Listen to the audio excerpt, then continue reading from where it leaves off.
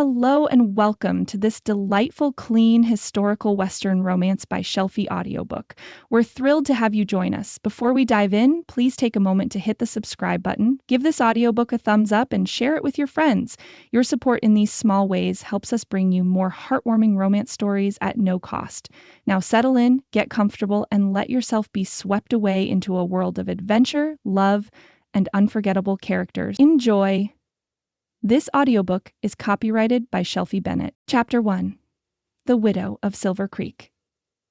Emma Thornton's eyes flew open at the first hint of dawn, her body alert from habit rather than rest.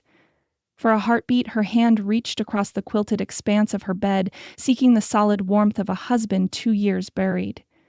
The empty space mocked her, as it did every morning, and she withdrew her fingers as if burned. "Foolishness," she muttered, swinging her legs over the side of the bed. The rough-hewn floorboards felt icy beneath her bare feet, Colorado's autumn already surrendering to winter's advance. She shivered, wrapping her threadbare shawl around her shoulders as she moved toward the small window. Outside, the mountains rose like slumbering giants, their peaks touched purple by the approaching sunrise. Emma allowed herself a moment to drink in their majesty before the day's worries could crowd out the beauty. The Rockies had been what William had loved most about this place: their permanence, their indifference to man's small concerns. Now they simply reminded her of how alone she truly was. From the adjoining room came the soft rustling sounds of her children stirring. James would be first awake, responsible even at 8 years old, with his father's watchful dark eyes. Little Sarah would be clutching her rag doll, thumb firmly planted in her mouth, despite Emma's gentle attempts to break the habit. 6 years old is quite grown up, she'd told her daughter just yesterday. Not grown enough to stop, Sarah had replied with the impeccable logic of childhood, before promptly returning her thumb to its customary place. Emma smiled at the memory as she quickly dressed, donning a practical cotton dress faded from too many washings. Her honey-brown hair, once her pride, she twisted into a simple knot at the nape of her neck. No time for vanity, not with morning chores waiting and 2 hungry children to feed. The wood stove stood cold in the kitchen. Emma knelt before it, arranging kindling with practiced hands. The wood pile outside the door was pitifully small for the approaching winter. 3 weeks at most, she calculated, if she was careful. Just one more worry to add to her growing collection.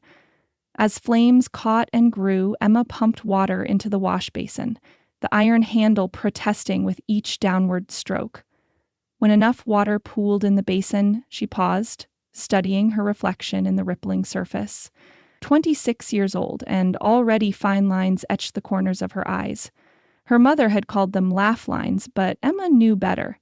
These were carved by worry and grief, by nights spent wondering how to make ends meet, by days spent hiding her fears from James and Sarah. "You look like you've been wrestling bears again, Ma." Emma turned to find James in the doorway, his dark hair tousled from sleep, a hint of mischief in his solemn eyes. "And you look like something the cat dragged in," she countered, grateful for his attempt at levity. "Go wash your face, young man. Breakfast in 10 minutes. "Is it oatmeal again?" he asked, trying and failing to mask his dismay. Emma raised an eyebrow. "Would you prefer to go hunting for some venison before school?" "Oatmeal's just fine," he decided quickly, disappearing back down the hall. Sarah appeared moments later, thumb in mouth and rag doll dangling from her other hand. Without a word, Emma knelt and opened her arms. Her daughter patted across the floor and melted into the embrace, smelling of sleep and innocence. "Good morning, sunshine," Emma whispered against her hair. "Ready for some breakfast?" Sarah nodded against her shoulder. "Can Dolly have some too?" "Dolly may join us at the table, but I believe she prefers her breakfast imaginary," Emma said seriously. "Less mess that way." This earned her a giggle and the momentary removal of the thumb. Small victories, Emma thought, were still victories. The oatmeal bubbled thickly in the pot, stretching the last of their sugar with dried berries Emma had gathered in summer. As she stirred, she mentally reviewed the day ahead. Mending to finish, eggs to collect, perhaps some preserves to take to town for trading, the endless cycle of chores that kept them fed and clothed, if only barely. They ate in companionable silence, broken occasionally by Sarah's whispered confidences to her doll or James's questions about his schoolwork. Emma savored these moments of normalcy, when she could almost forget the precariousness of their situation. Almost, but not quite. Not with the mortgage payment 4 months overdue, not with winter coming and the woodpile dwindling, not with 2 growing children depending on her for everything. After breakfast, Emma helped the children dress for the day. James proudly donned his one good shirt, despite the small tear at the elbow that Emma had been meaning to mend.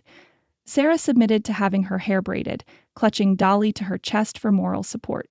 "You're pulling," she complained when Emma worked through a particularly stubborn tangle. "Beauty requires sacrifice," Emma replied solemnly, using her mother's old saying.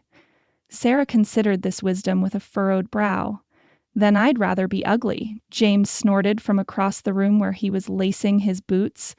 "Too late for that. James William Thornton," Emma scolded, though she had to press her lips together to suppress a smile. "Apologize to your sister this instant."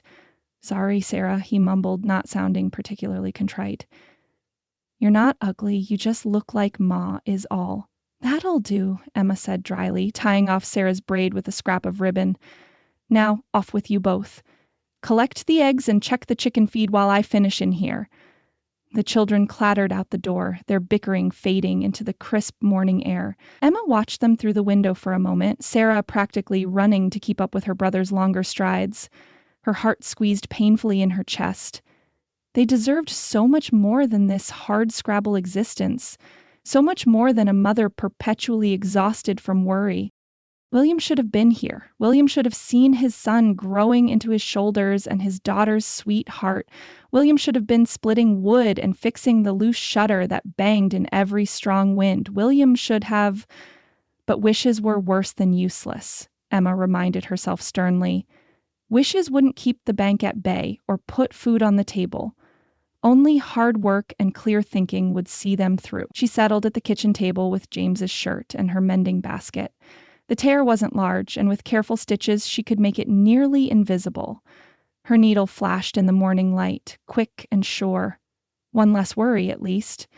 The distant sound of hoofbeats made her pause, needle poised mid-stitch. Visitors were rare at the Thornton homestead, especially on weekday mornings. The steady rhythm suggested a single rider, approaching at a deliberate pace. Not a neighbor in a hurry, then. Emma set aside her mending and stepped onto the porch just as the children came running from the chicken coop. "Inside," she instructed quietly, placing a protective hand on each small shoulder. "Take your reader and practice in your room until I call you." "But Ma," James began to protest. "Now, James," she said, firm but gentle. "And keep Sarah with you." She waited until they were safely inside before turning back to face the approaching rider. The morning sun, now fully risen, made her squint as she shaded her eyes with one hand. Recognition came with a sinking heart. Mr. Porter, the Silver Creek bank manager, rode a placid bay gelding up the rutted path to her house. Unlike many men in his position, Howard Porter had always treated Emma with courtesy, but his visits inevitably brought financial difficulties in their wake. He removed his hat as he dismounted, revealing thinning hair carefully pomaded into submission. "Mrs. Thornton," he greeted her, his expression already apologetic. "Mr. Porter," Emma replied, straightening her shoulders. "What brings you out this way?" He climbed the 3 porch steps, hat clutched against his chest like a shield. "I wish it were a social call." "I don't imagine you make many of those on bank time," she said, attempting a light tone despite the dread pooling in her stomach. "No, indeed." He managed a weak smile before his professional demeanor reasserted itself. From his coat pocket, he withdrew an official-looking document, the bank seal prominent at the top. "I've delayed as long as possible, Mrs. Thornton, but the bank directors are insistent." Emma took the paper with steady hands, though her heart raced beneath her calm exterior. The legal language swam before her eyes, but certain phrases stood out with terrible clarity. 4 months in arrears. Foreclosure proceedings, 30 days' notice. 30 days, she echoed, her voice sounding distant to her own ears. "That's just before Thanksgiving." Porter shifted uncomfortably. "I did argue for an extension through the holiday, but the directors were unmoved." "I see." Emma folded the notice carefully, as if handling it gently might somehow lessen its impact. And what happens after 30 days? The property would go to auction. Porter glanced away, unable to meet her eyes. Though I should mention there are already interested parties. Gentlemen from back east, representing some mining concern. The Harrington Mining Company, Emma thought bitterly. William's family, who had cut him off when he married a school teacher and moved west against their wishes. Now they would swoop in like vultures to reclaim what they considered rightfully theirs. How much would clear the debt, she asked, though she already knew the answer was far beyond her means. Porter named a sum that made her stomach clench. 4 months of missed payments, plus interest, plus the bank's fees. It might as well have been $1 million. I have some preserves I could sell, she said, hating how desperate she sounded, and perhaps some of William's tools. Porter raised a hand to stop her. Mrs. Thornton, Emma, I don't think you understand the amount we're discussing. Selling preserves would be like trying to empty the ocean with a teaspoon. The brutal honesty stung, but Emma appreciated it more than false hope. What would you have me do then? Pack my children off to the poorhouse while there's still a bed waiting? Of course not, Porter said quickly. There are options. The school in Denver is always looking for teachers, I understand, or perhaps relatives back east might... I have no family left, Emma interrupted. And I would sooner scrub floors than abandon the home William built for us. Porter sighed, replacing his hat. I don't wish to see you and the children suffer, truly. I'll speak to the directors again, see if there's anything that can be done. He hesitated, then added, but I would advise you to consider alternatives, Mrs. Thornton. 30 days passes quickly. Emma nodded, not trusting herself to speak. She watched as Porter remounted his horse, tipping his hat in a final gesture of courtesy before turning back toward town. Only when he was a distant figure on the horizon did she allow her composure to crack. She sank against the porch post, one hand pressed to her mouth to stifle the sob that threatened to escape. 30 days. 30 days to somehow conjure a small fortune or lose everything William had worked for. Everything she had fought to maintain for their children. Ma? James's voice came softly from the doorway. Is everything all right? Emma quickly wiped her eyes and turned to face her son, forcing a smile she didn't feel. Just some business with the bank, she said, careful to keep her tone even. Nothing for you to worry about. James studied her with his father's penetrating gaze, too perceptive for his age. We're not losing the house, are we? The direct question caught her off guard. Emma had never believed in shielding her children from life's realities. William had felt it made them stronger. But in that moment, she couldn't bear to confirm her son's fears. We'll figure something out, she said, reaching out to smooth his unruly hair. We always do. Sarah appeared behind her brother, thumb firmly in place. Can we go to school now? Miss Patterson said we're learning about butterflies today. Emma seized gratefully on the distraction.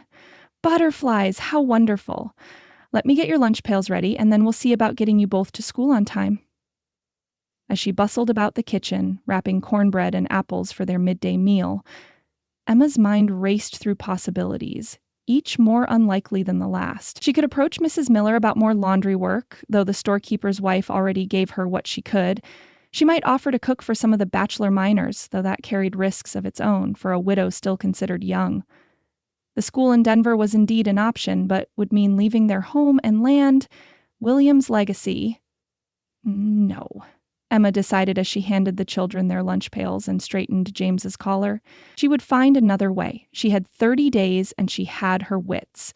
William had always said she was the most stubborn woman in the Colorado Territory, and now was the time to prove him right. Off you go, she said, shooing the children toward the path that led to the small schoolhouse a mile distant. Mind Miss Patterson and learn all about those butterflies. I'll look after Sarah, James promised solemnly, taking his sister's hand. I know you will. Emma pressed a kiss to each small forehead. Home directly after the bell. She watched them go, Sarah skipping every few steps to keep up with James's longer stride, their lunch pails swinging in the morning light. Only when they disappeared around the bend did Emma let her smile fade. Turning back to the house, their house, Emma squared her shoulders and lifted her chin. 30 days wasn't much time, but she'd faced worse odds since coming west. One way or another, she would find a way to keep her family together and her children safely housed. The Thorntons had never been quitters, and she wasn't about to become the first. The wagon wheels rattled over the rutted main street of Silver Creek, sending small plumes of dust rising in their wake. Emma held the reins loosely in her gloved hands, guiding the old mare with gentle clicks of her tongue.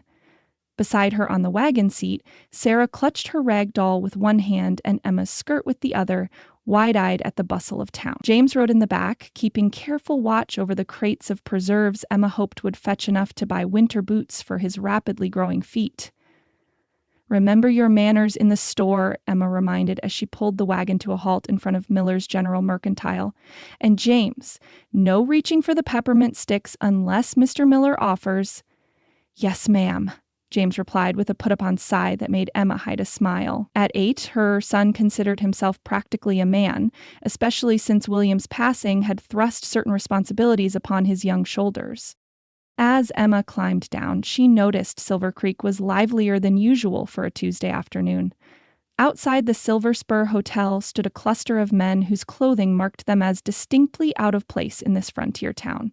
Finely tailored suits, polished boots that had clearly never seen a day's labor, and the unmistakable air of Eastern money. Their loud, confident voices carried on the autumn air, discussing railroad stocks and mineral rights with casual authority. A chill that had nothing to do with the brisk day skittered up Emma's spine. Something about these men stirred an unpleasant memory, though she couldn't quite place it. "Who are those fancy gentlemen, Ma?" Sarah asked, her thumb inching toward her mouth as it always did when she felt uncertain. "Just visitors, sweetheart," Emma answered, gently guiding the thumb back down. "Come along now, we've business to attend to." The bell above Miller's door announced their arrival with a cheerful jingle that belied Emma's growing disquiet. Inside, the familiar sense of coffee, leather, and peppermint enveloped them. The shelves stood neatly stocked with everything from ammunition to yard goods. Necessities of frontier life displayed alongside small luxuries that caught Sarah's wistful eye. Mrs. Abigail Miller, a plump woman with kind eyes and a perpetual dusting of flour on her apron, looked up from where she was measuring coffee beans for old Mr. Simmons. Her eyes brightened at the sight of Emma and the children. "Why, Emma Thornton, you're a sight for sore eyes. And look at these youngsters. Sarah, I do believe you've grown an inch since last month. James, you're the very image of your father, bless his soul." Emma smiled, though the mention of William still tugged painfully at her heart. "Good afternoon, Abigail. I've brought those wild plum preserves you mentioned wanting." "Wonderful! Herbert's been pining for them since you mentioned them last week." Mrs. Miller finished with Mr. Simmons, then bustled around the counter to inspect the jars Emma was unloading onto the worn countertop. "Ooh, these look lovely. I'd be pleased to take the lot. And perhaps we could discuss some laundry work as well.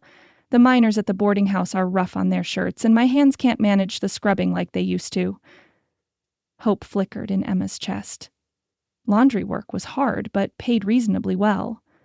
"I'd be grateful for the opportunity." While the women negotiated, James appointed himself Sarah's guardian, steering her carefully away from the candy display toward the less tempting array of tools. Mr. Miller emerged from the back room, greeting the children warmly and, true to Emma's prediction, offering them each a peppermint stick for being such a help to their mother. As Sarah happily sucked on her treat, Mrs. Miller leaned close to Emma, her voice dropping to a confidential whisper. "Have you seen the commotion at the hotel? It's that mining company from back east, Harrington, I believe. They've bought up 3 claims this week alone." Emma's hands stilled on the preserves. "Harrington?" "Yes, that's the name. Powerful outfit from what Herbert says.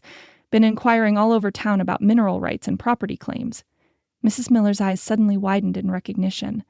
"Oh, but wasn't that your husband's family name before he came west? William Harrington, wasn't it, before he changed to Thornton?" "He preferred his mother's maiden name," Emma said softly, trying to steady her suddenly racing heart. "William had broken with his family completely when they'd forbidden his marriage to a mere schoolteacher. He'd taken his mother's name and moved west with Emma, determined to make his own way without the Harrington fortune or influence." Mrs. Miller squeezed Emma's hand. "Well, I'm sure it's just coincidence. Though they've been asking questions about local widows and orphans, charity work they claim, though I've never known mining men to concern themselves with such things unless there's profit in it. Before Emma could respond, the bell above the door jangled again. The easy chatter in the store died as two men entered, their expensive clothing marking them immediately as part of the Eastern group. The older man, perhaps 50 with silver threading his dark hair, surveyed the store with the calculating eye of someone accustomed to assessing value. The younger, closer to Emma's age, carried himself with the same arrogance but less authority. Emma instinctively moved toward her children, but not before the older man's gaze fell upon her. A flash of something, recognition, satisfaction, calculation, crossed his features before being replaced by a practiced smile that never reached his eyes. "Mrs. Thornton?" he asked, though his tone suggested he already knew the answer. He approached with measured steps, removing his gloves. "I'm Edward Harrington, your late husband's cousin. We've been searching for you." The store had gone utterly silent. Even Mr. Simmons, who was half deaf, seemed to hold his breath. Emma felt, rather than saw, Mrs. Miller stiffen beside her, a silent offer of solidarity. "Mr. Harrington," Emma replied, keeping her voice steady. "This is unexpected. William gave me to understand his family wished no further contact with him after our marriage." Edward's smile tightened almost imperceptibly. "A regrettable misunderstanding, I assure you. May I introduce my associate, Thomas Garrett? He handles the family's legal matters." The younger man nodded curtly, his gaze sweeping over Emma's simple dress and the children now pressed against her skirts. Sarah, sensing tension, had abandoned her peppermint stick and retreated to thumb-sucking, while James stood straight-backed beside his mother, chin lifted in unconscious mimicry of William's defiant stance. "Perhaps we might speak somewhere more private?" Edward suggested, glancing meaningfully around the store where every ear was straining to catch their conversation. "I'm afraid I have errands to complete before returning home," Emma said, "and my children have had a long day already." Of course. Edward's tone remained pleasant, though his eyes hardened. "Then allow me to be brief. We've only recently discovered poor William's location and unfortunate passing. The family is naturally concerned for his widow and children." Emma nearly laughed at the blatant lie. After 2 years? How remarkable that news should travel so slowly to such a well-connected family. The faintest flush crept up Edward's neck, but his composure remained intact. "Communication in these territories can be unreliable, as I'm sure you've found. Regardless, we're here now, and there are matters requiring attention." "What matters might those be?" Emma asked, one hand protectively on James's shoulder. "Financial matters, primarily." Edward lowered his voice, though in the silent store his words carried clearly. "William left certain company obligations unfulfilled when he departed. Substantial sums are involved." "My husband kept meticulous accounts," Emma said, feeling her temper rise. "He owed nothing to the Harrington Company when he left."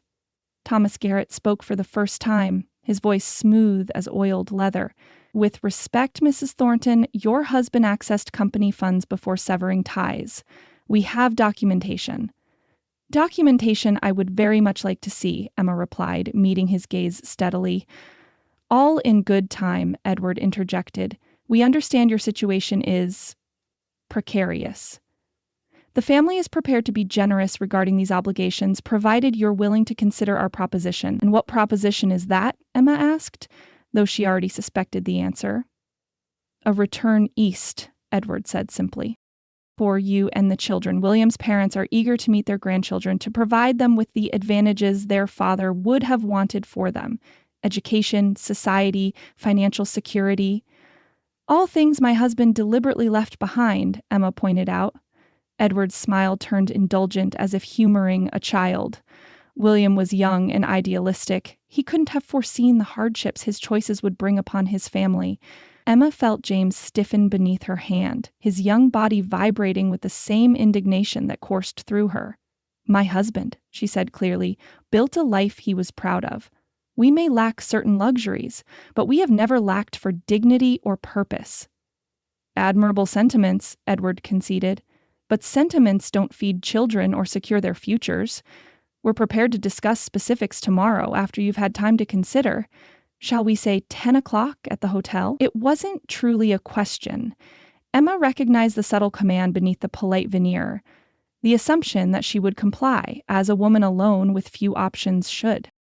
"Mr. Harrington," she said, drawing herself up to her full height, which still left her looking up at him.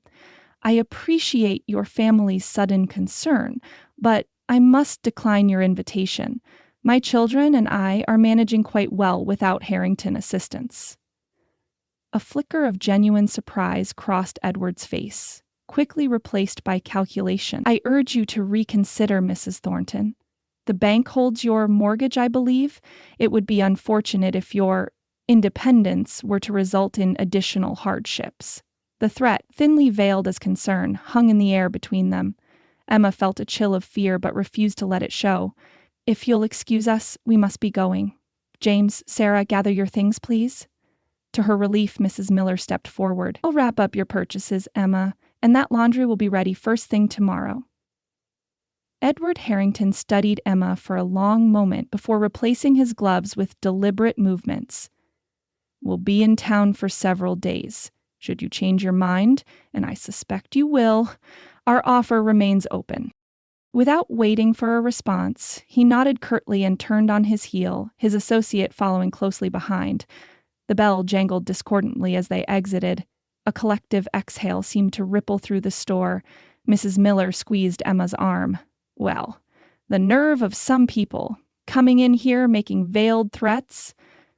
"Those men are mean," Sarah declared with a child's unerring instinct, her thumb finally abandoned in favor of righteous indignation. "They made you sad, Mama." "Not sad, sweetheart," Emma corrected gently, "just surprised." James looked up at her, his dark eyes serious. "They want to take us away from home, don't they?" Emma considered sugarcoating the truth, then decided against it. Her children deserved honesty even when it was difficult. They think they do. But decisions about our family are not theirs to make. Mr. Miller, who had remained silent throughout the exchange, now cleared his throat. "Them Harrington types don't take kindly to being refused, Emma. Might be wise to hear them out at least." "Herbert," his wife scolded. "Emma knows what's best for her family." "I'm just saying, a widow alone hasn't got many friends when powerful men start making trouble." He glanced apologetically at Emma. "No offense meant." "None taken," Emma assured him, though the words stung with their truth. She settled her account quickly, aware of how the atmosphere in the store had changed. The earlier friendliness had given way to a wary distance, as if her problems might somehow prove contagious. Mr. Simmons suddenly remembered an appointment elsewhere. A miner who'd been browsing ammunition found pressing business at the assay office. As Emma guided her children back to the wagon, she noticed how eyes slid away from hers. Storekeepers who normally called greetings, miners who typically tipped their hats, all suddenly engrossed in other matters. The message was clear. A widow with no means was already a burden on the community's goodwill, but a widow with powerful enemies was something else entirely, a complication best avoided.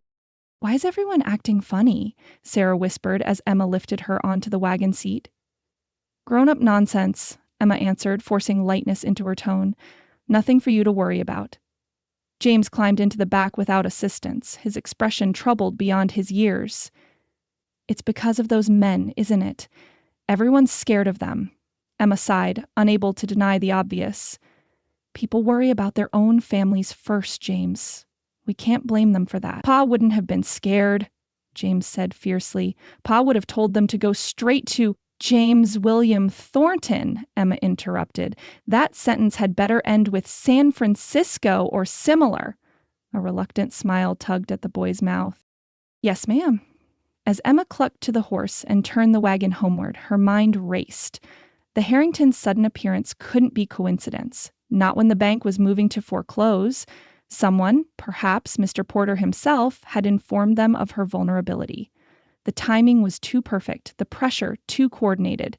They wanted something, and it wasn't the pleasure of helping William's widow and orphans. The Harringtons had never done anything that didn't benefit the Harrington name and fortune. But what could they possibly want from her modest homestead? The land had no particular value, no mineral rights, no strategic location, just a small ranch with decent water and grazing. enough to support a family willing to work from sunup to sundown. A chill ran through her as another possibility surfaced. Perhaps it wasn't the land they wanted at all. Perhaps it was the children. William's heirs, William's blood. She glanced at James, so like his father in looks and temperament, and felt a surge of fierce protectiveness. Let them try, she thought grimly, flicking the reins to urge the mare faster. The Harringtons might have money and influence, but Emma Thornton had something stronger.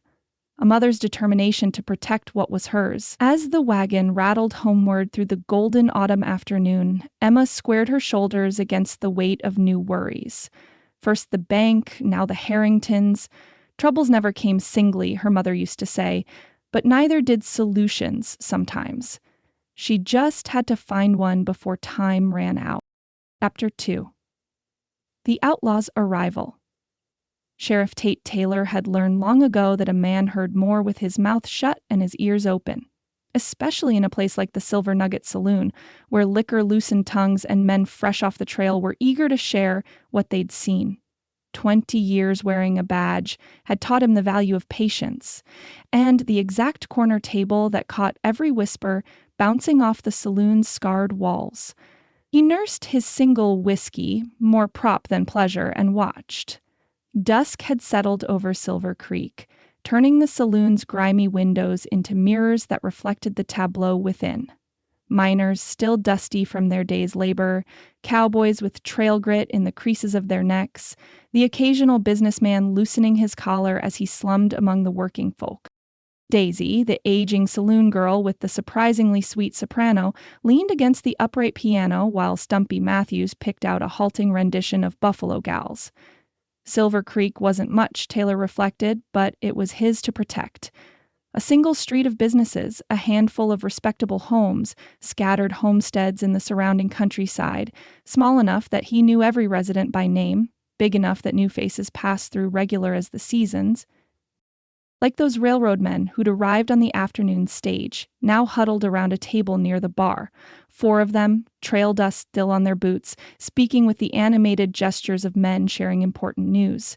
Taylor had been watching them for 20 minutes, catching pieces of their conversation through the saloon's din. When the name Blackwood reached his ears, the sheriff's attention sharpened like a hunting dog catching a scent. He'd seen the wanted posters. Hell, every lawman in 3 territories had seen them. Taylor drained his whiskey and ambled toward their table, timing his approach to coincide with a lull in Stumpy's playing. The railroad men glanced up as his shadow fell across their table, taking in the silver star pinned to his vest. "Evening, gentlemen," Taylor said, keeping his tone casual. "Don't believe I've had the pleasure. Sheriff Tate Taylor." He didn't offer his hand. The oldest of the group, a weathered man with the permanent squint of someone who spent days watching the horizon from a train engine, nodded respectfully. "Sam Whitaker, Union Pacific. These are my crew, Peterson, Miller, and Johnson." Taylor pulled over a chair, turning it backward and straddling it with his arms folded across the back. "Passing through or staying a spell?" "Just overnight. Heading up to Denver tomorrow." Whitaker's eyes were wary. Like most railroad men, he'd learned to be cautious around local law. "Couldn't help overhearing you mention the Blackwood gang," Taylor said, dispensing with preliminaries. "Any particular reason, or just trail talk?" The men exchanged glances before Whitaker sighed. "Suppose there's no harm telling the law. They hit our payroll train 2 days back, about 40 miles south of here." "Payroll, you say?" Taylor kept his expression neutral, though his gut tightened. A payroll robbery meant serious money, the kind that attracted serious trouble. 20,000 in gold eagles meant for the mining operations west of Denver.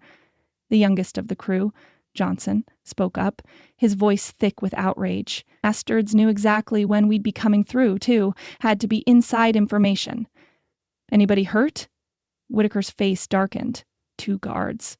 Good men with families. Blackwood shot them himself, from what the survivors said. Cold as ice about it, too. Taylor leaned forward. "You sure it was Blackwood? In person?" "Witnesses said he carries a Remington with a raven carved into the grip. Makes sure folks see it, too, so they know who they're dealing with." Whitaker shook his head. "Calls his gang the Ravens. 7 of them altogether, all mounted on black horses. Like something out of a dime novel, except these ones leave real bodies behind. Any idea which way they were headed after? Peterson, a barrel-chested man with massive forearms, spoke for the first time. North, following Devil's Creek for a spell before they split up. Word is they regroup after jobs, lay low in different places before meeting up again. North, Taylor repeated thoughtfully. That would put them headed this way. Exactly why we thought you ought to know, Whitaker said grimly. Town this size would make easy pickings for a gang like that. The fourth man, Miller, who'd been silent until now, cleared his throat. Heard something else, too. Might be nothing, but my cousin works the line out of Cheyenne. Says there's talk Blackwood ain't just hitting targets at random. Seems like he's been focusing on Harrington Mining Company shipments and banks where they do business. That caught Taylor's attention like a fishhook. Harrington, you say? Yes, sir. Heard of him? Taylor's gaze drifted toward the entrance, where Edward Harrington and his lawyer had just entered the saloon, accompanied by Howard Porter from the bank. You might say that. The unlikely trio settled at a table in the far corner, the only clean, polished table in the place, reserved for the town's occasional dignitaries. Porter looked uncomfortable, tugging at his collar as if it had suddenly grown too tight. The Harrington men, in contrast, carried themselves with the easy confidence of those accustomed to being served. Speak of the devil, Taylor murmured, rising from his chair. Obliged for the information, gentlemen. You need anything while you're in town, my office is just across the street. He tipped his hat and moved back to his own table, mind working through the implications. The Harringtons show up in Silver Creek just as the Blackwood gang might be headed this way, a gang rumored to specifically target Harrington interests. Meanwhile, Porter from the bank was suddenly best friends with Eastern mining magnates. Taylor signaled the barkeep for another whiskey. This one, he suspected, he might actually need to drink. From across the saloon, he watched the three men in conversation. Porter doing most of the talking, Harrington mostly listening, occasionally nodding, the lawyer taking notes in a small book. Taylor had been long enough to recognize the signs of trouble brewing, like storm clouds gathering on the horizon, distant yet, but moving inexorably closer. He thought of the decent folk of Silver Creek, of Emma Thornton and her fatherless children, of all the others who relied on him to keep danger at bay. For the first time in years, he wondered if his single-shot Remington and Tinstar would be enough. Emma jerked awake at the first piercing scream, her body moving before her mind had fully surfaced from sleep. She threw back the quilt and rushed barefoot from her bedroom, nightgown billowing around her ankles as she followed the heart-rending sound to Sarah's small bed. "Mama, Mama," Sarah thrashed among her bedclothes, eyes open but unseeing, locked in the grip of the nightmare that had haunted her since William's death. "I'm here, baby," Emma murmured, gathering her daughter's small, trembling body against her chest. "Mama's here. You're safe. It's just a bad dream." Sarah's arms wound around Emma's neck with desperate strength. Her face burrowed against her mother's shoulder. "The mountain fell on Papa," she sobbed. "I couldn't breathe. He called for me, but I couldn't help him." "Shh." Emma rocked her gently, stroking the hair plastered to Sarah's damp forehead. "Papa wasn't afraid, remember? And he knew you loved him very much." A floorboard creaked in the doorway. Emma looked up to find James standing there, his young face a mask of helpless concern. At 8, he was caught in that painful space between childhood and responsibility, too young to protect his family, too old not to feel the weight of failing to do so. "Is she all right?" he asked, his voice pitched low. Emma nodded, continuing to rock her daughter. "The same dream. Bring a cup of water, please." James disappeared down the hall, his footsteps careful and measured, so like William's that Emma felt a fresh pang of grief. 2 years a widow, and still these unexpected moments of recognition could steal her breath. Sarah's sobs gradually subsided into hiccups. By the time James returned with the water, she was breathing more normally, though her small body still trembled with aftershocks of fear. "Here you go, squirrel," James said, using his father's pet name for his sister as he held the cup to her lips. "Small sips, remember?" Sarah obediently took a swallow, water dribbling down her chin. Emma dabbed it away with the sleeve of her nightgown, her heart swelling at her children's care for one another. "It was so real," Sarah whispered, her voice hoarse from screaming. I saw his face this time. He was trying to tell me something important. Emma and James exchanged a glance over the little girl's head. The nightmares had been growing more detailed, more specific. Emma wondered if she should speak to the doctor next time he passed through town. Or perhaps the preacher, though Reverend Matthew's stern theology offered little comfort for childish fears. "Would you like to sleep in my bed tonight?" Emma offered, brushing a kiss against Sarah's temple. The little girl shook her head with surprising firmness. "I'm not a baby." "Of course not. You're a very brave girl." Emma tucked the covers around her daughter, smoothing them with practiced hands. "But even brave girls need their rest. Close your eyes now and think of pleasant things. Remember how I taught you?" Sarah nodded solemnly, her thumb creeping toward her mouth. "Think of sunshine and butterflies and riding the pony at the county fair." "That's right, and I'll be just down the hall if you need me." Emma rose from the bed, but Sarah caught her hand. "Sing to me first, please." "Just one verse," Emma agreed, settling back onto the edge of the narrow bed. She hummed a few notes to find the key, then began the lullaby she'd sung to both her children since they were babes in arms, the same her mother had sung to her in a farmhouse in Pennsylvania that seemed a lifetime ago. Her voice was nothing special, but it carried the comfort of familiarity. By the second verse, Sarah's eyelids were drooping, her breathing slowing toward sleep. Emma finished the song in a whisper, then carefully extracted her hand from her daughter's loosening grip.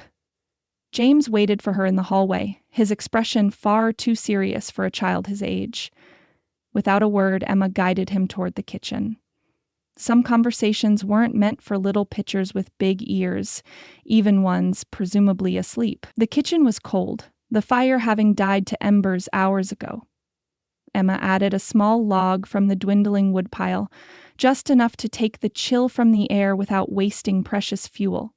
The pine caught with a resinous snap, casting long shadows across the plank floor. James pulled out a chair at the table for his mother before taking his own seat, a small, courtly gesture that nearly broke Emma's heart. William's manners in a boy too young to shave. "Would you like some tea?" she offered, more for something to say than from any real desire for it. James shook his head. In the flickering firelight, the angles of his face seemed sharper, older. Not a child's face at all. "Are we going to lose our home, Mama?" he asked directly. The question hung between them, honest and terrible in its simplicity. Emma's first instinct was to shield him, to offer platitudes about providence and God's care for widows and orphans, but she had never lied to her children, even when the truth was painful. William had believed in honesty above comfort, and in this at least she would honor his memory.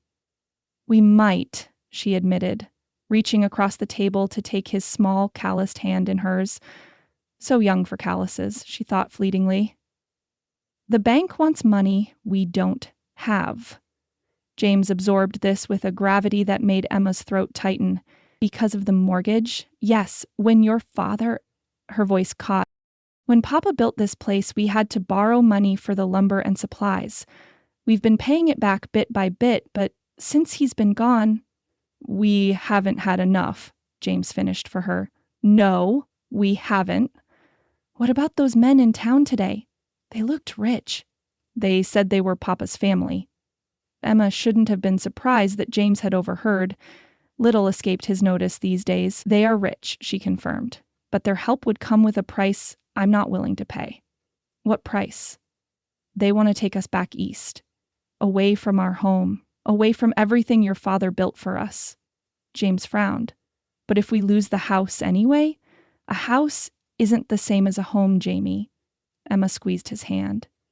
"Your father came west to be free of their control, to build something that was truly his. I won't surrender that legacy without a fight." Her son nodded slowly, digesting this. "So what will we do?" It was the question Emma had been asking herself since Porter's visit that morning, the question that had followed her into uneasy dreams before Sarah's screams awakened her. "I don't know yet," she confessed. "But I promise you this, wherever we go, whatever happens, we'll be together. That's what matters most." James's shoulders straightened almost imperceptibly. "I can work," he offered. "I'm strong for my age. Mr. Wilson at the livery said so. Emma's eyes stung with sudden tears. Oh, my brave boy.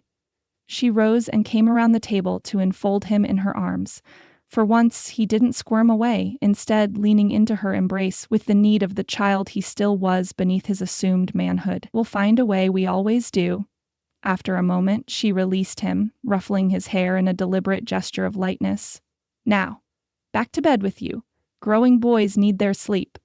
So do mamas, he countered with a flash of his old impishness. Especially mamas, she agreed with a smile. Go on now. I'll be along in a minute. She watched him pad back down the darkened hallway, his narrow shoulders squared as if already bearing the weight of responsibilities too heavy for his years. When he was out of sight, Emma sank back into her chair, the brave face she maintained for her children crumpling like paper in fire. 30 days. 30 days to somehow conjure a small fortune from thin air. 30 days before her children would lose the only security they'd known since William's death, and now the Harringtons circling like vultures, offering salvation at the price of William's dream. Emma pressed the heels of her hands against her burning eyes. There had to be a way forward that didn't involve surrendering to William's family or watching her children cast out into winter with nowhere to go. A sound from outside the house snapped her head up, the faintest scrape of boot against stone. Emma froze, listening intently. It could be any number of innocent things. A raccoon among the pine cones, a branch shifting in the wind, her own frayed nerves conjuring phantoms from the night. But then it came again, more distinct this time. A footstep, too deliberate to be animal, too stealthy to be friendly. Emma rose silently from her chair. William's rifle hung above the mantel, not for decoration, but for practical protection. A woman alone with 2 children couldn't afford to be defenseless.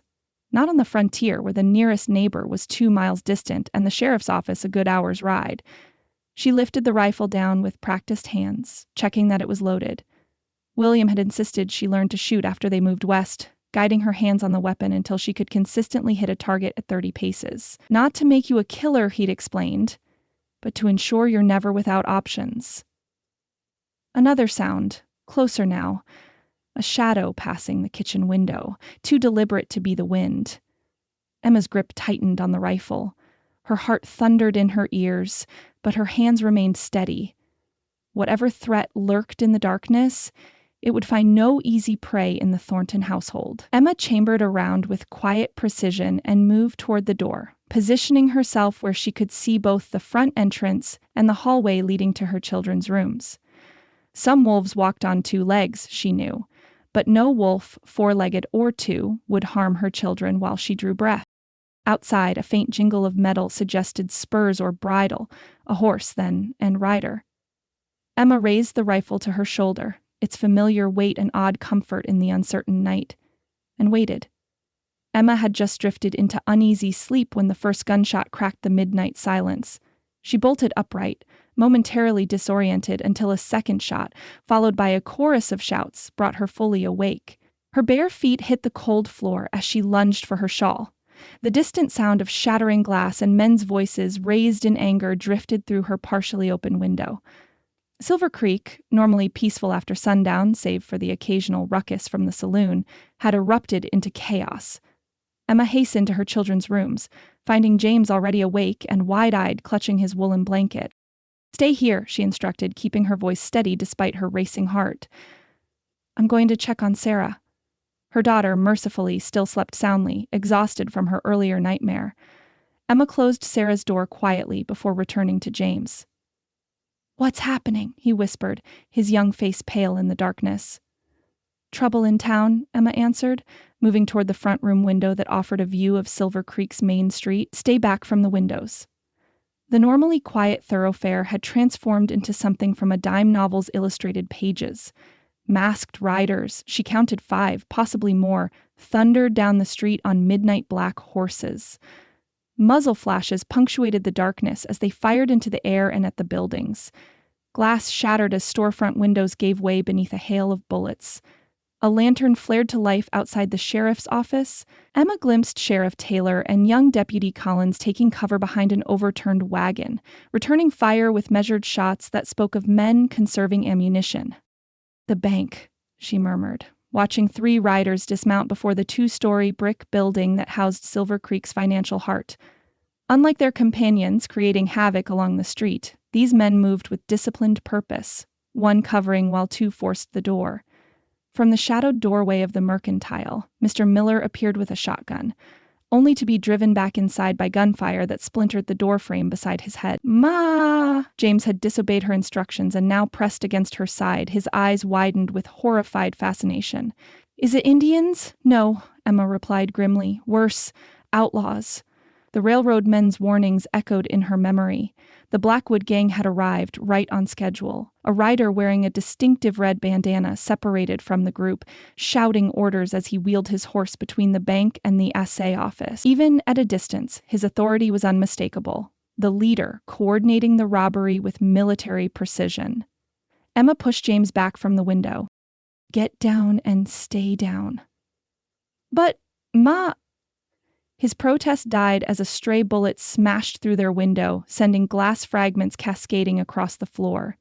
Emma pulled James to the ground, covering his body with her own as another bullet thudded into the wooden wall behind them.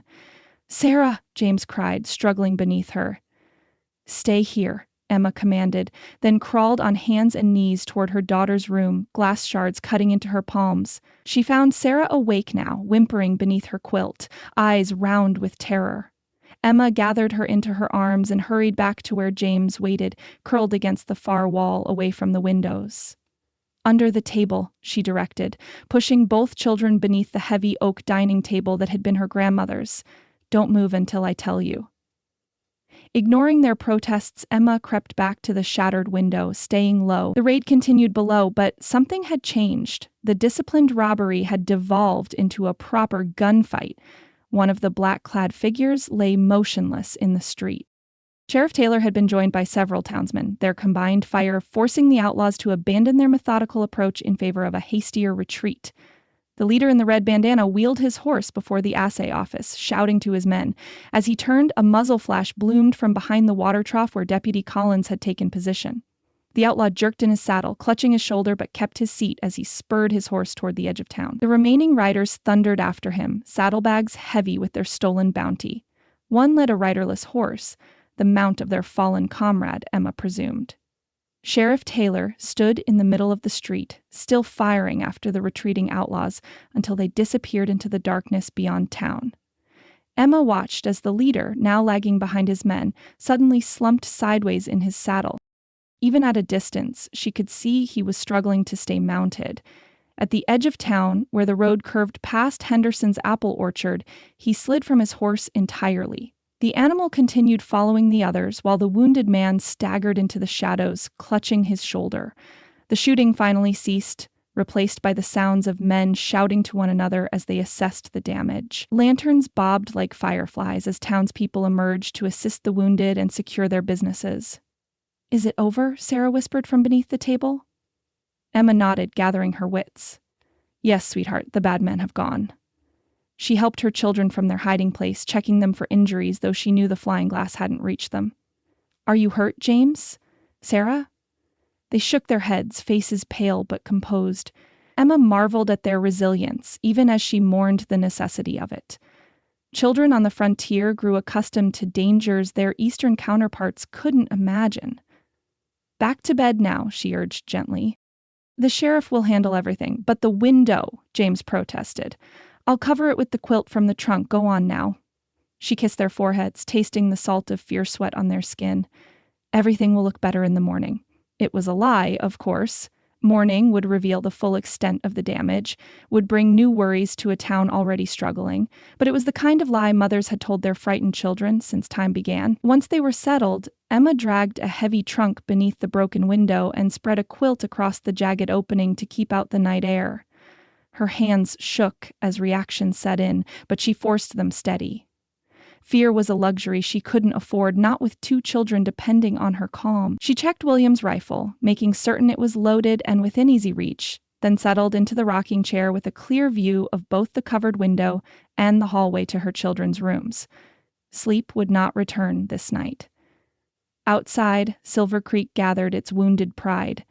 She could hear distant voices, the sound of hammering as shopkeepers made hasty repairs to broken doors. Occasionally, the sheriff's deeper tones carried on the night air, directing his hastily assembled posse. Emma rocked slowly, her mind returning to the wounded outlaw she'd seen fall from his horse. Sheriff Taylor would be organizing a search, no doubt. The man wouldn't get far, not with a bullet in him. Her thoughts drifted to the movements she'd heard outside her home earlier in the evening. Had that been one of the gang scouting the town before the raid? The timing seemed too coincidental otherwise. Without realizing it, Emma had drifted into a light doze, her body surrendering to exhaustion even as her mind remained vigilant. She woke with a start as the first pale light of dawn filtered through the quilt-covered window.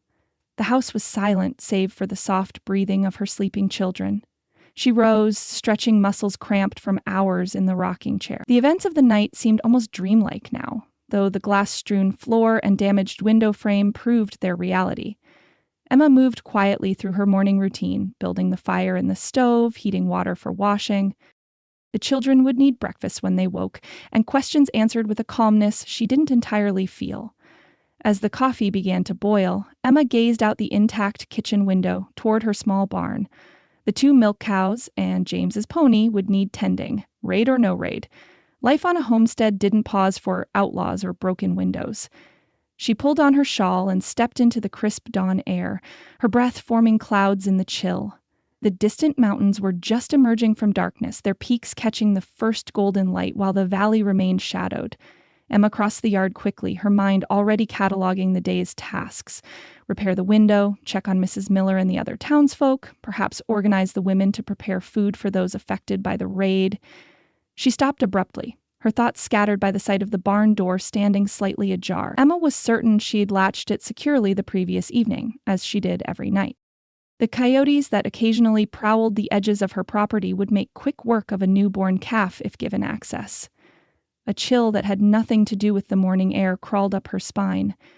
William's rifle was back in the house, propped beside the front door where she'd left it. Emma glanced back at the silent house where her children still slept. The sensible thing would be to return for the weapon, or better yet, ride for the sheriff. But if her livestock had been injured or stolen during the night's chaos, every minute might matter. She searched the ground, found a sturdy piece of kindling to serve as a makeshift club, and approached the barn with cautious steps. Nothing appeared disturbed outside. No signs of struggle, no unusual tracks that she could discern. Perhaps the latch had simply worked loose, or she'd been more distracted than she realized when securing it. Emma pushed the door open wider with her foot, wincing at the protesting creak of the hinges. The barn's interior remained shadowed, though thin shafts of early sunlight penetrated through gaps in the wall planking. The familiar smells of hay, manure, and warm animal bodies greeted her. She could hear the soft lowing of Patience, her older milk cow, and the rustle of chickens in their corner nests. Nothing seemed amiss until her foot slipped slightly on the packed earth floor. Emma looked down, squinting in the dim light. A dark stain glistened on the ground. Fresh, still wet. Another spot lay beyond it, and another, forming a trail that led toward the hay storage at the back of the barn. Blood. Emma's fingers tightened around her makeshift weapon. She considered retreating, but the thought of some wounded animal or worse suffering in her barn steeled her resolve. She followed the droplets, moving as quietly as her sturdy work boots allowed. The trail ended at the haystack, where the loose hay had been disturbed, as if something or someone had burrowed into it. Emma raised her club, heart pounding so loudly she was certain it must be audible throughout the barn. "Who's there?" she demanded, pleased that her voice emerged steady and authoritative. "Show yourself, or I'll send for the sheriff." The hay shifted slightly. A low groan emerged from within the golden mound, distinctly human. Emma took a step backward. "I'm armed," she warned, though her club suddenly felt woefully inadequate. "Come out slowly." More movement. Then a man's figure emerged from the hay, rising to a half-seated position before slumping against the barn wall. His left shoulder was darkly stained with blood, his right hand pressed against the wound. Several days' worth of beard shadowed his jaw, and his clothes, though initially fine, were travel-stained and torn. But it was his eyes that caught and held Emma's attention. Startlingly blue, alert despite the pain evident in his drawn features. and watching her with an unnerving intensity. "Morning, ma'am," he managed, his voice roughened by pain, yet carrying an unmistakable note of irony. "Lovely day." Emma's gaze dropped to the gun belt at his waist, focusing on the revolver whose handle was carved into the unmistakable shape of a raven's head. Recognition hit her like a physical blow. "You're him," she whispered. "Blackwood." The man's mouth twisted into what might have been a smile under different circumstances. "My reputation precedes me, I see." Emma's mind raced. The leader she'd seen shot during the raid, who'd fallen from his horse at the edge of town. Of course, he would seek shelter in the nearest isolated building. Her barn. While she'd watched from her window and later dozed in her rocking chair, Kayla Blackwood had been bleeding merely yards from where her children slept. She needed the rifle, needed the sheriff, needed to be anywhere but alone in a barn with one of the most notorious outlaws in the territory. As if reading her thoughts, Blackwood shifted slightly, grimacing as the movement jarred his wounded shoulder. "Don't go getting ideas about running for the law just yet," he said. "We ought to discuss this situation like civilized folk." "Civilized?" Emma nearly choked on the word. "You and your men shot up our town last night. People are hurt, possibly dead." "Casualties of commerce," he replied, though something flickered in those blue eyes that might have been regret. "And for the record, I don't condone firing into private homes. That window of yours, collateral damage, not intentional." "How do you know about my window?" The question escaped before Emma could consider its wisdom. Blackwood's gaze slid past her toward the barn door. "Because I watched a stray bullet shatter it. Was keeping an eye on the place before circumstances necessitated a change in my evening plans." So it had been him outside her house earlier. The knowledge sent a fresh wave of fear through Emma, quickly followed by anger. This outlaw had been watching her home, her children, planning God knows what, before the raid began. "I need to get back to my children," she said, edging toward the door. "They'll be waking soon." "James and Sarah," Blackwood said softly. "Fine-looking youngsters. The boy has your determination about the eyes." Emma froze, her blood turning to ice. "You stay away from my children, or I swear—" "Peace, Mrs. Thornton." He raised his uninjured hand placatingly. "I mean them no harm. Quite the opposite, in fact. How do you know my name?" Her voice had dropped to a whisper. "I make it my business to know the lay of the land before my gang and I visit a town." His gaze hadn't left her face. Emma Thornton, widowed these 2 years.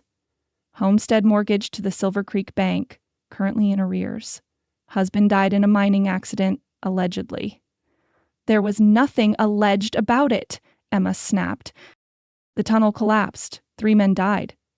3 Harrington Mining Company employees died, Blackwood corrected. "In a tunnel that had been certified safe the previous week. Curious timing, wouldn't you say? Especially given that your husband had recently sent certain concerning letters to the territorial governor." Emma stared at him, momentarily forgetting the danger of her situation. "What are you talking about? What letters?" Blackwood shifted again, a sheen of sweat breaking out on his forehead despite the morning chill. "This conversation would be more productive if I weren't bleeding quite so enthusiastically," he observed. "Perhaps we could continue it after you've decided whether to shoot me, turn me in, or patch me up." Reality rushed back. Emma glanced toward the house where her children might wake any moment to find her missing, then back to the wounded outlaw whose revelations about William had shaken her more than she cared to admit. She needed time to think, to sort truth from the manipulation this man was clearly attempting, and she needed him secured before she could safely leave her children alone in the house again. "Give me one reason why I shouldn't shoot you right now," she demanded, brandishing her makeshift club as if it were William's rifle. Blackwood's gaze flicked to her weapon, and despite his obvious pain, amusement flickered in those unsettling blue eyes. "Because you don't want to explain a dead body to those children I hear in your house," he replied, his voice taking on a surprisingly gentle note. "They've seen enough tragedy for their young lives, wouldn't you say?" The reference to her children should have angered her further, yet something in his tone, a genuine concern that seemed out of place from a hardened criminal, gave Emma pause. "I'll fetch the sheriff," she decided. "He can tend your wound in a jail cell." You could, Blackwood agreed reasonably, but then you'd never hear what I know about William's death, or about the Harringtons' real interest in your land, or about why the bank is suddenly so eager to foreclose despite your years of regular payments. Emma's hand tightened on her club. You're just trying to save your skin. Undoubtedly. He didn't bother denying it. But I'm also offering you information you won't get elsewhere. Information that might help you keep your home and protect your children. He paused, studying her face. The Harringtons aren't known for accepting defeat gracefully, Mrs. Thornton. You've already refused their first offer. What do you imagine comes next? The question hung in the air between them, unanswered but heavy with implication. Emma thought of Edward Harrington's veiled threat in the general store, of the bank's sudden insistence on foreclosure after years of patience, of the too convenient timing of the Harringtons' arrival in Silver Creek. And now this outlaw appeared claiming knowledge of William's death that contradicted the official story she'd accepted for 2 years. Why would you help me? She asked finally. What could you possibly gain? Blackwood's smile was strained but genuine. Let's call it a mutual enemy, Mrs. Thornton. The Harringtons have taken something from both of us. I aim to return the favor. He winced, pressing harder against his wounded shoulder. Though I'll be considerably more effective if I'm not dead from blood loss or hanging from the sheriff's gallows. Emma stood at a crossroads, the weight of her decision pressing down like a physical force. To help this man would make her an accomplice to his crimes. To turn him in might condemn her family to homelessness, if his claims about the Harringtons held any truth. From the house came the sound she'd been dreading. James's voice, calling for her, high and worried in the morning stillness. Caleb Blackwood watched her, those unnerving blue eyes somehow both challenging and understanding. Tick-tock, Mrs. Thornton, he murmured. What'll it be? Chapter 3, Despair Measured Meters. Emma's throat dried as her son's voice called again from the house, more urgently this time. Ma, where are you? One moment, James, she called back, her voice steadier than her racing heart. I'm just checking on Daisy's calf. Stay inside with Sarah. Turning back to the wounded outlaw, Emma clutched her makeshift club tighter. Blackwood watched her through pain-hazed blue eyes, still managing to look unnervingly self-possessed for a man bleeding onto her barn floor. You have 2 choices, she finally said, drawing herself up to her full height. I can turn you in to Sheriff Taylor, or you can bleed to death in my barn. A shadow of a smile touched Blackwood's mouth. You forgot the third option, he replied, his voice rough but controlled. You help me, and I make it worth your while. I don't make deals with criminals. And yet here we are, having this conversation instead of you running for the sheriff. He shifted slightly, grimacing as the movement sent fresh blood seeping through his fingers. We both know you're considering it, Mrs. Thornton. The only question is my price. Emma's jaw tightened. What could you possibly offer that would be worth harboring an outlaw? Gold, he said simply. Enough to clear your mortgage and keep you and your children secure through winter. The temptation of his words hit Emma like a physical blow. 4 months of mortgage payments with winter bearing down and the bank already moving to foreclose. It was everything she needed and had no honest way of obtaining. Stolen gold, she whispered. Blood money. Harrington money, he corrected, those blue eyes suddenly sharp despite his weakened state. Every cent my gang took last night came from Harrington Mining Company interests. The same company that ensured your husband's death was ruled an accident despite the evidence. You keep saying that, Emma said, struggling to maintain her composure. What evidence? Help me, he countered, and I'll tell you everything I know. But I'll need that shoulder tended first. He looked pointedly at the blood now pooling beneath him. Unless you'd prefer to let the children find a corpse when they come looking for their mother. Emma closed her eyes briefly, weighing impossible choices. This man was dangerous, a known killer if the wanted posters spoke truth.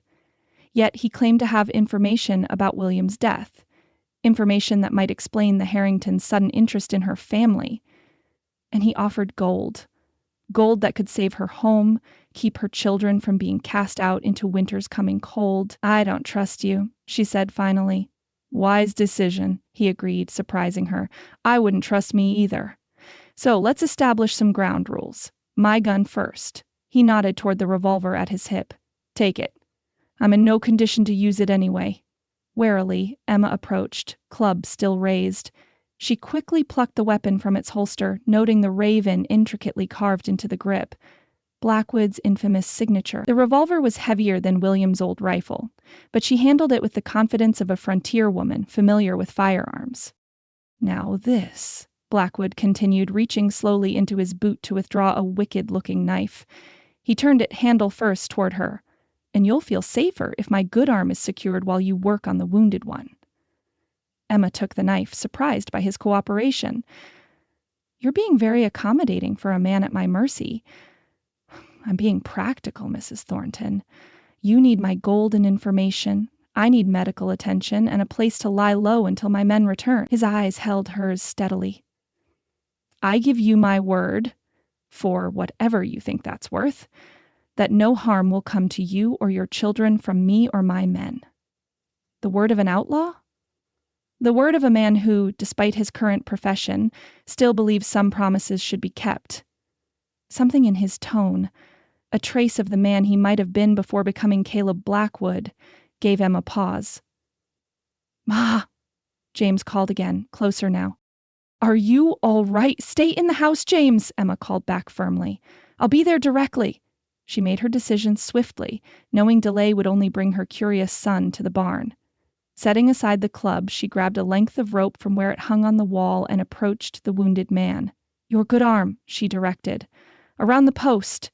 Blackwood complied without protest, wrapping his uninjured right arm around the sturdy beam behind him. Emma quickly bound his wrist, using the knots William had taught her for securing calves during branding. When she finished, she stepped back to assess her work. The outlaw sat slumped against the post, his left shoulder still seeping blood, his right arm now firmly secured. Not bad, he observed. Your husband teach you those knots? Yes. Emma tucked his weapons into her apron pocket, their weight dragging at the worn fabric. Don't move, don't make a sound. I'll deal with my children and return with supplies. I'm not going anywhere, Blackwood replied with a ghost of his earlier smile.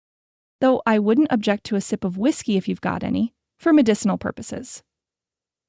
Emma didn't dignify that with a response, turning instead to hurry from the barn. She closed the door firmly behind her, taking a moment to compose herself before crossing the yard to where James now stood on the porch, worry etched across his young face. Ma, you've been out there forever, he complained, and there's glass all over the floor, and Sarah won't get dressed because she says outlaws might shoot her through the window again. Everything's fine, Emma assured him, smoothing his sleep-tousled hair.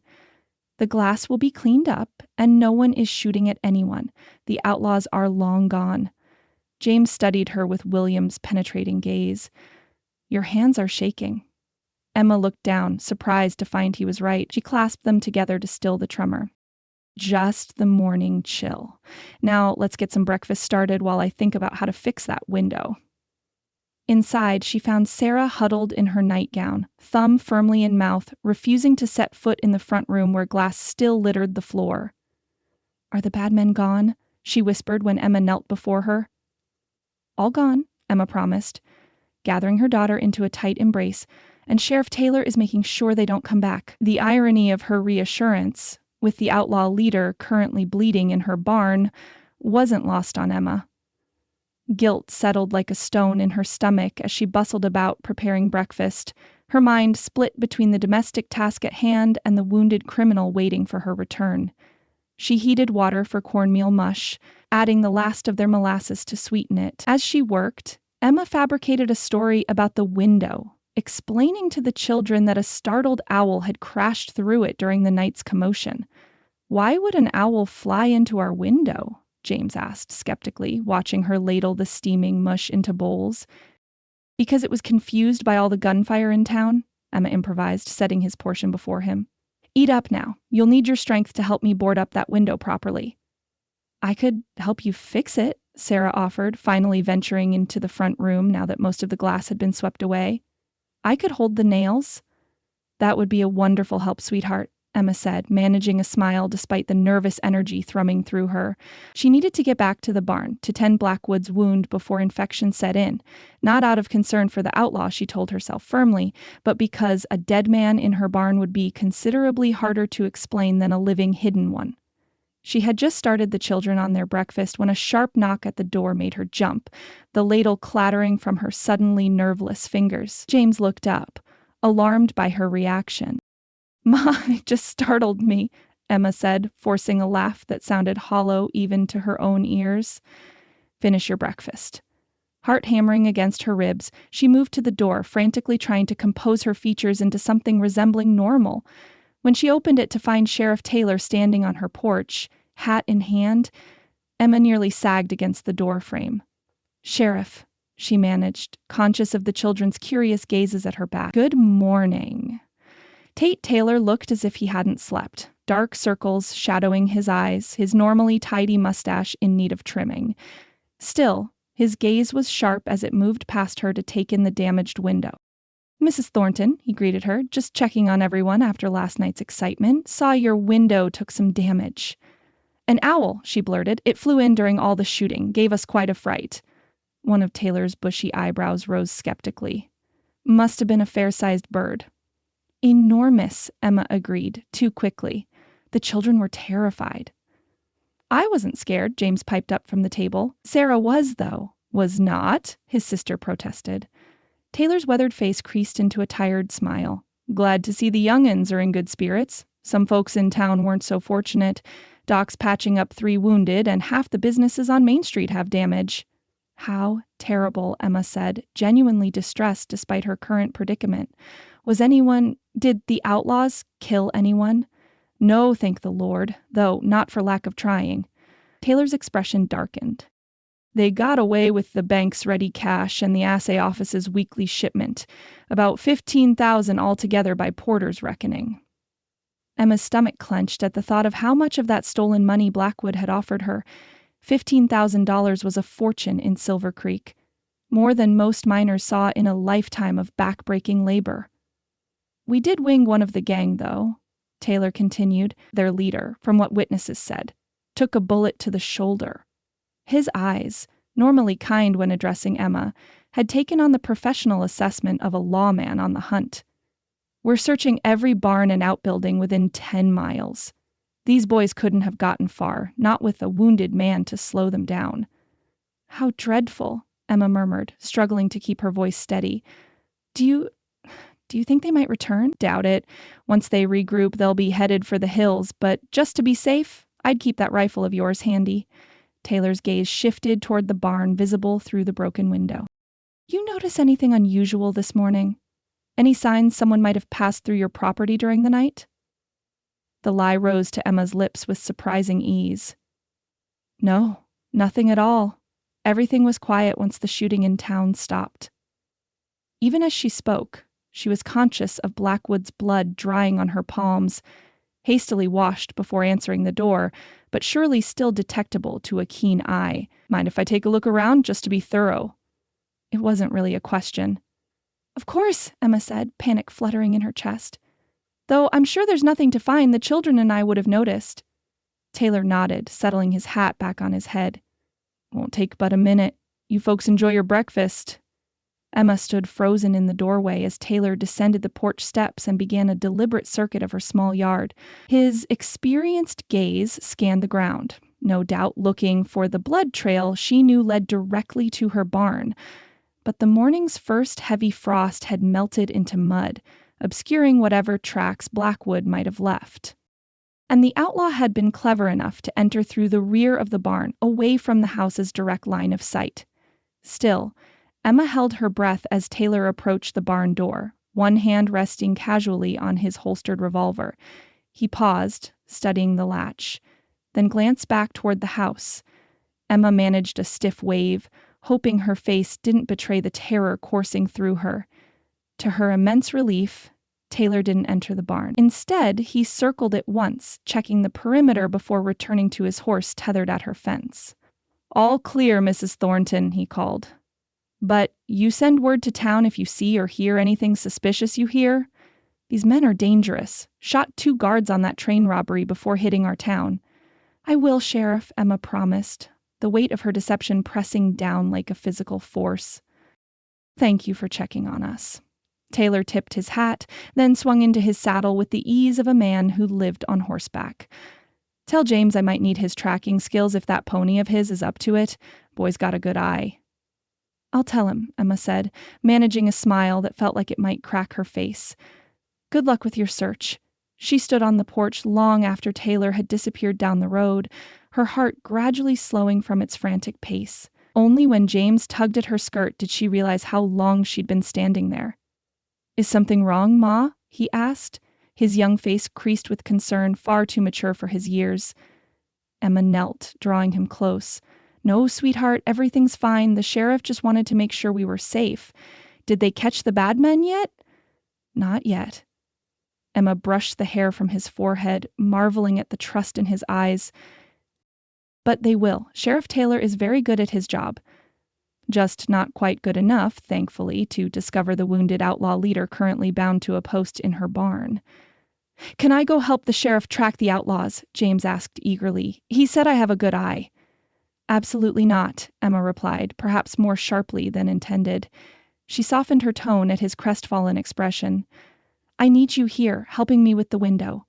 Besides, tracking outlaws is dangerous work." "But Pa would want me to be brave," James protested, "to protect you and Sarah. Your father would want you safe," Emma countered. "Now finish your breakfast, then fetch the hammer and nails from the tool chest. That window won't fix itself." As the children returned to their meal, Emma moved to the window, ostensibly to assess the damage, but actually to watch Taylor's retreating figure. Through the tattered quilt still hanging over the broken panes, she observed the sheriff pause at the crest of the hill, turning in his saddle for one last look at her property before disappearing from view. Only then did Emma allow herself to exhale fully, her shoulders sagging with the release of tension.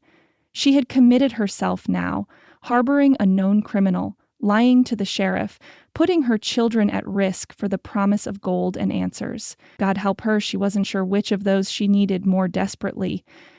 Emma squared her shoulders, practicality reasserting itself.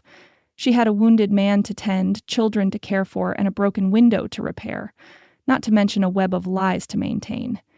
Best to tackle them one at a time.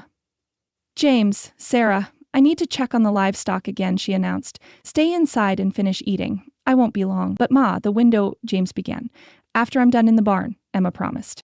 "The animals are skittish after all the gunfire. I need to make sure they're settled." Before her suspicious son could raise further objections, Emma gathered medical supplies.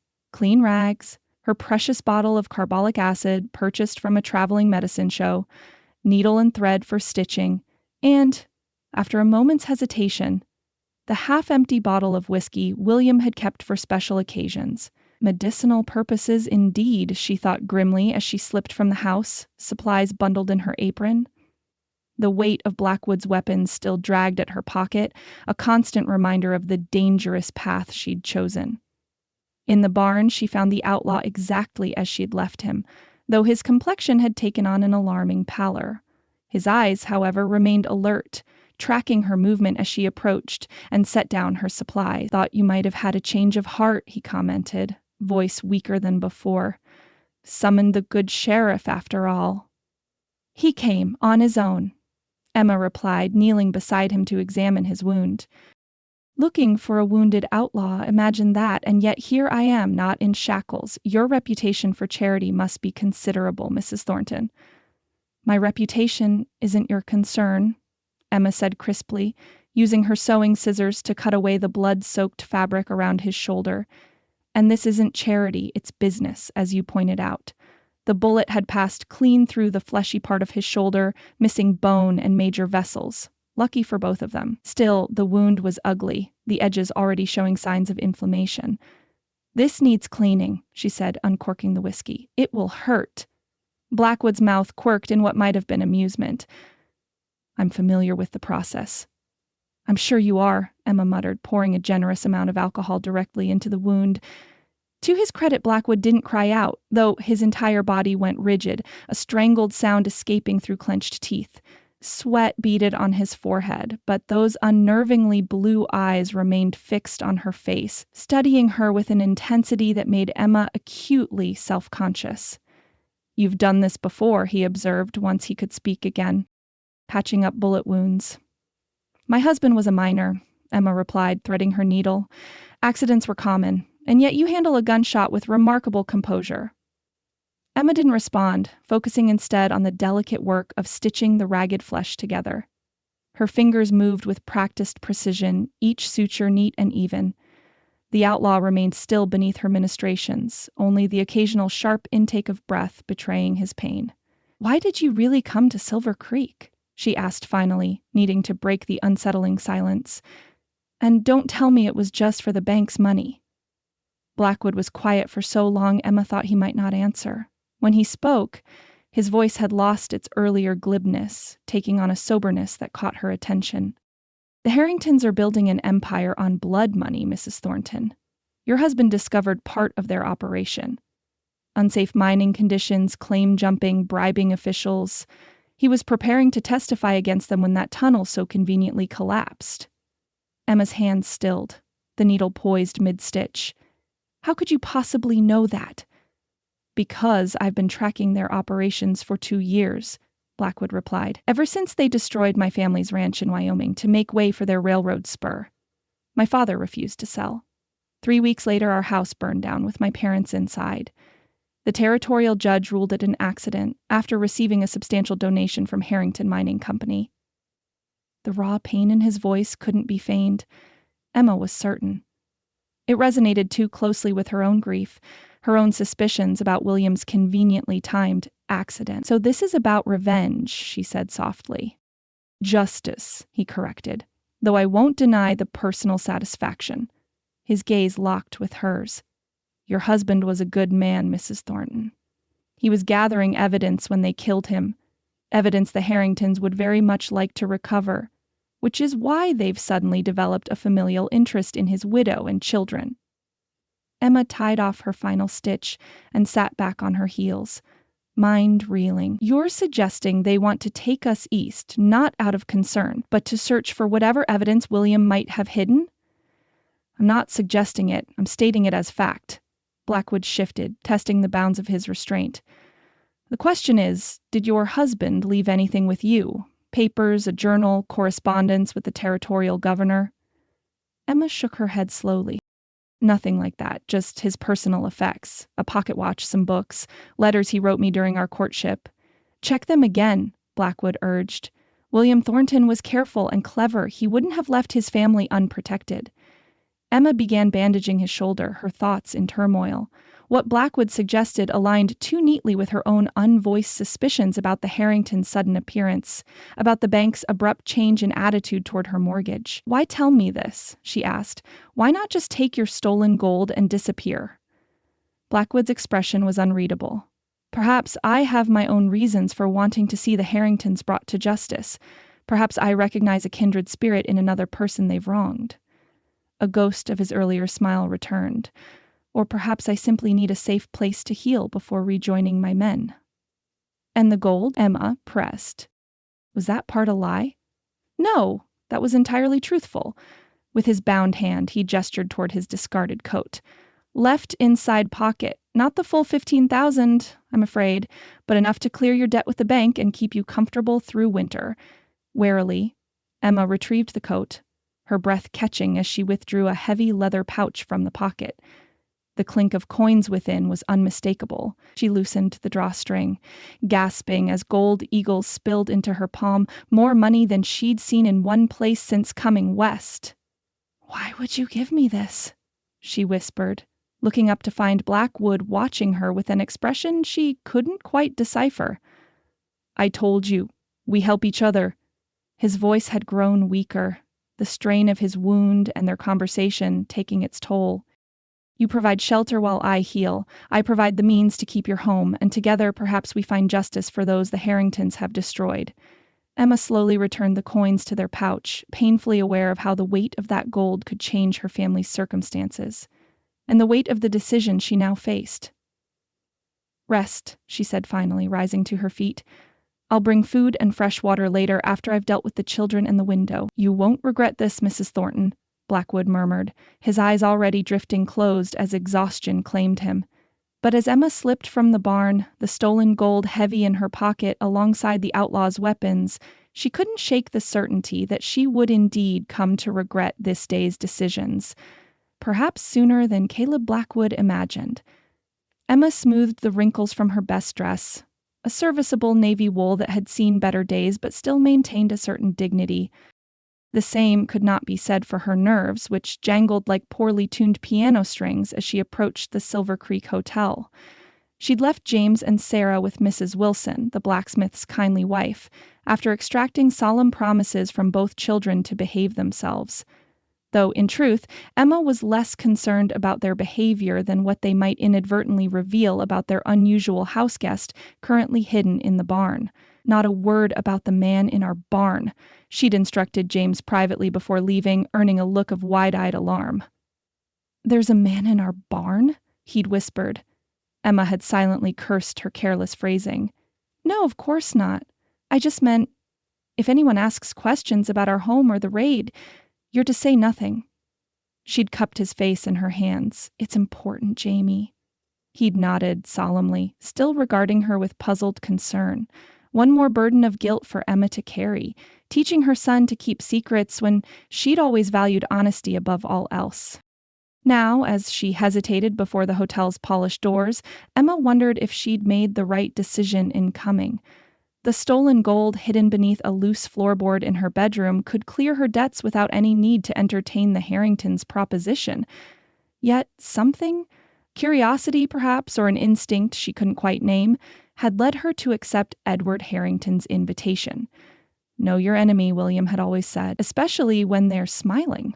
The hotel lobby, with its imported Turkish carpet and brass fittings, struck Emma as absurdly pretentious for a mining town, where most men still lived in tent cabins. Miss Abigail Jenkins, the prim spinster who served as both proprietress and sole chambermaid, nodded approvingly at Emma's attire from behind the front desk.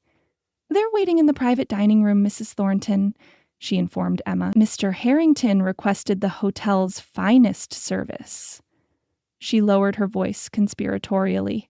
"I've set out the good china, the set with the gold trim from Chicago." "How lovely," Emma murmured, though she couldn't imagine caring less about china patterns at that moment.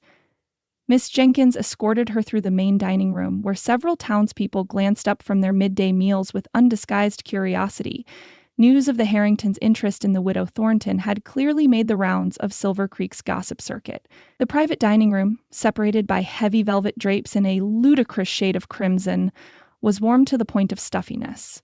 A fire blazed unnecessarily in the small hearth, competing with the unseasonably mild autumn day outside. Edward Harrington and Thomas Garrett rose as Emma entered, while a third man, younger, with the unmistakable family resemblance to William that made Emma's heart constrict painfully, remained seated. "Mrs. Thornton," Edward greeted her, pulling out a chair with exaggerated courtesy. "How good of you to join us. May I present my nephew, Richard Harrington, William's younger brother." The seated man inclined his head with cool politeness, but made no move to stand. His resemblance to William was striking yet incomplete. The same strong jaw and dark eyes, but lacking the warmth and humor that had animated her husband's features. "Mr. Harrington," Emma acknowledged, taking the offered seat. She folded her hands in her lap to hide their slight tremor. "I wasn't aware William had a brother." "Half-brother," Richard corrected, his Boston accent more pronounced than Edward's. "Same father, different mothers." "I doubt William mentioned me." "No," Emma agreed. "He did not." The realization stung more than it should have.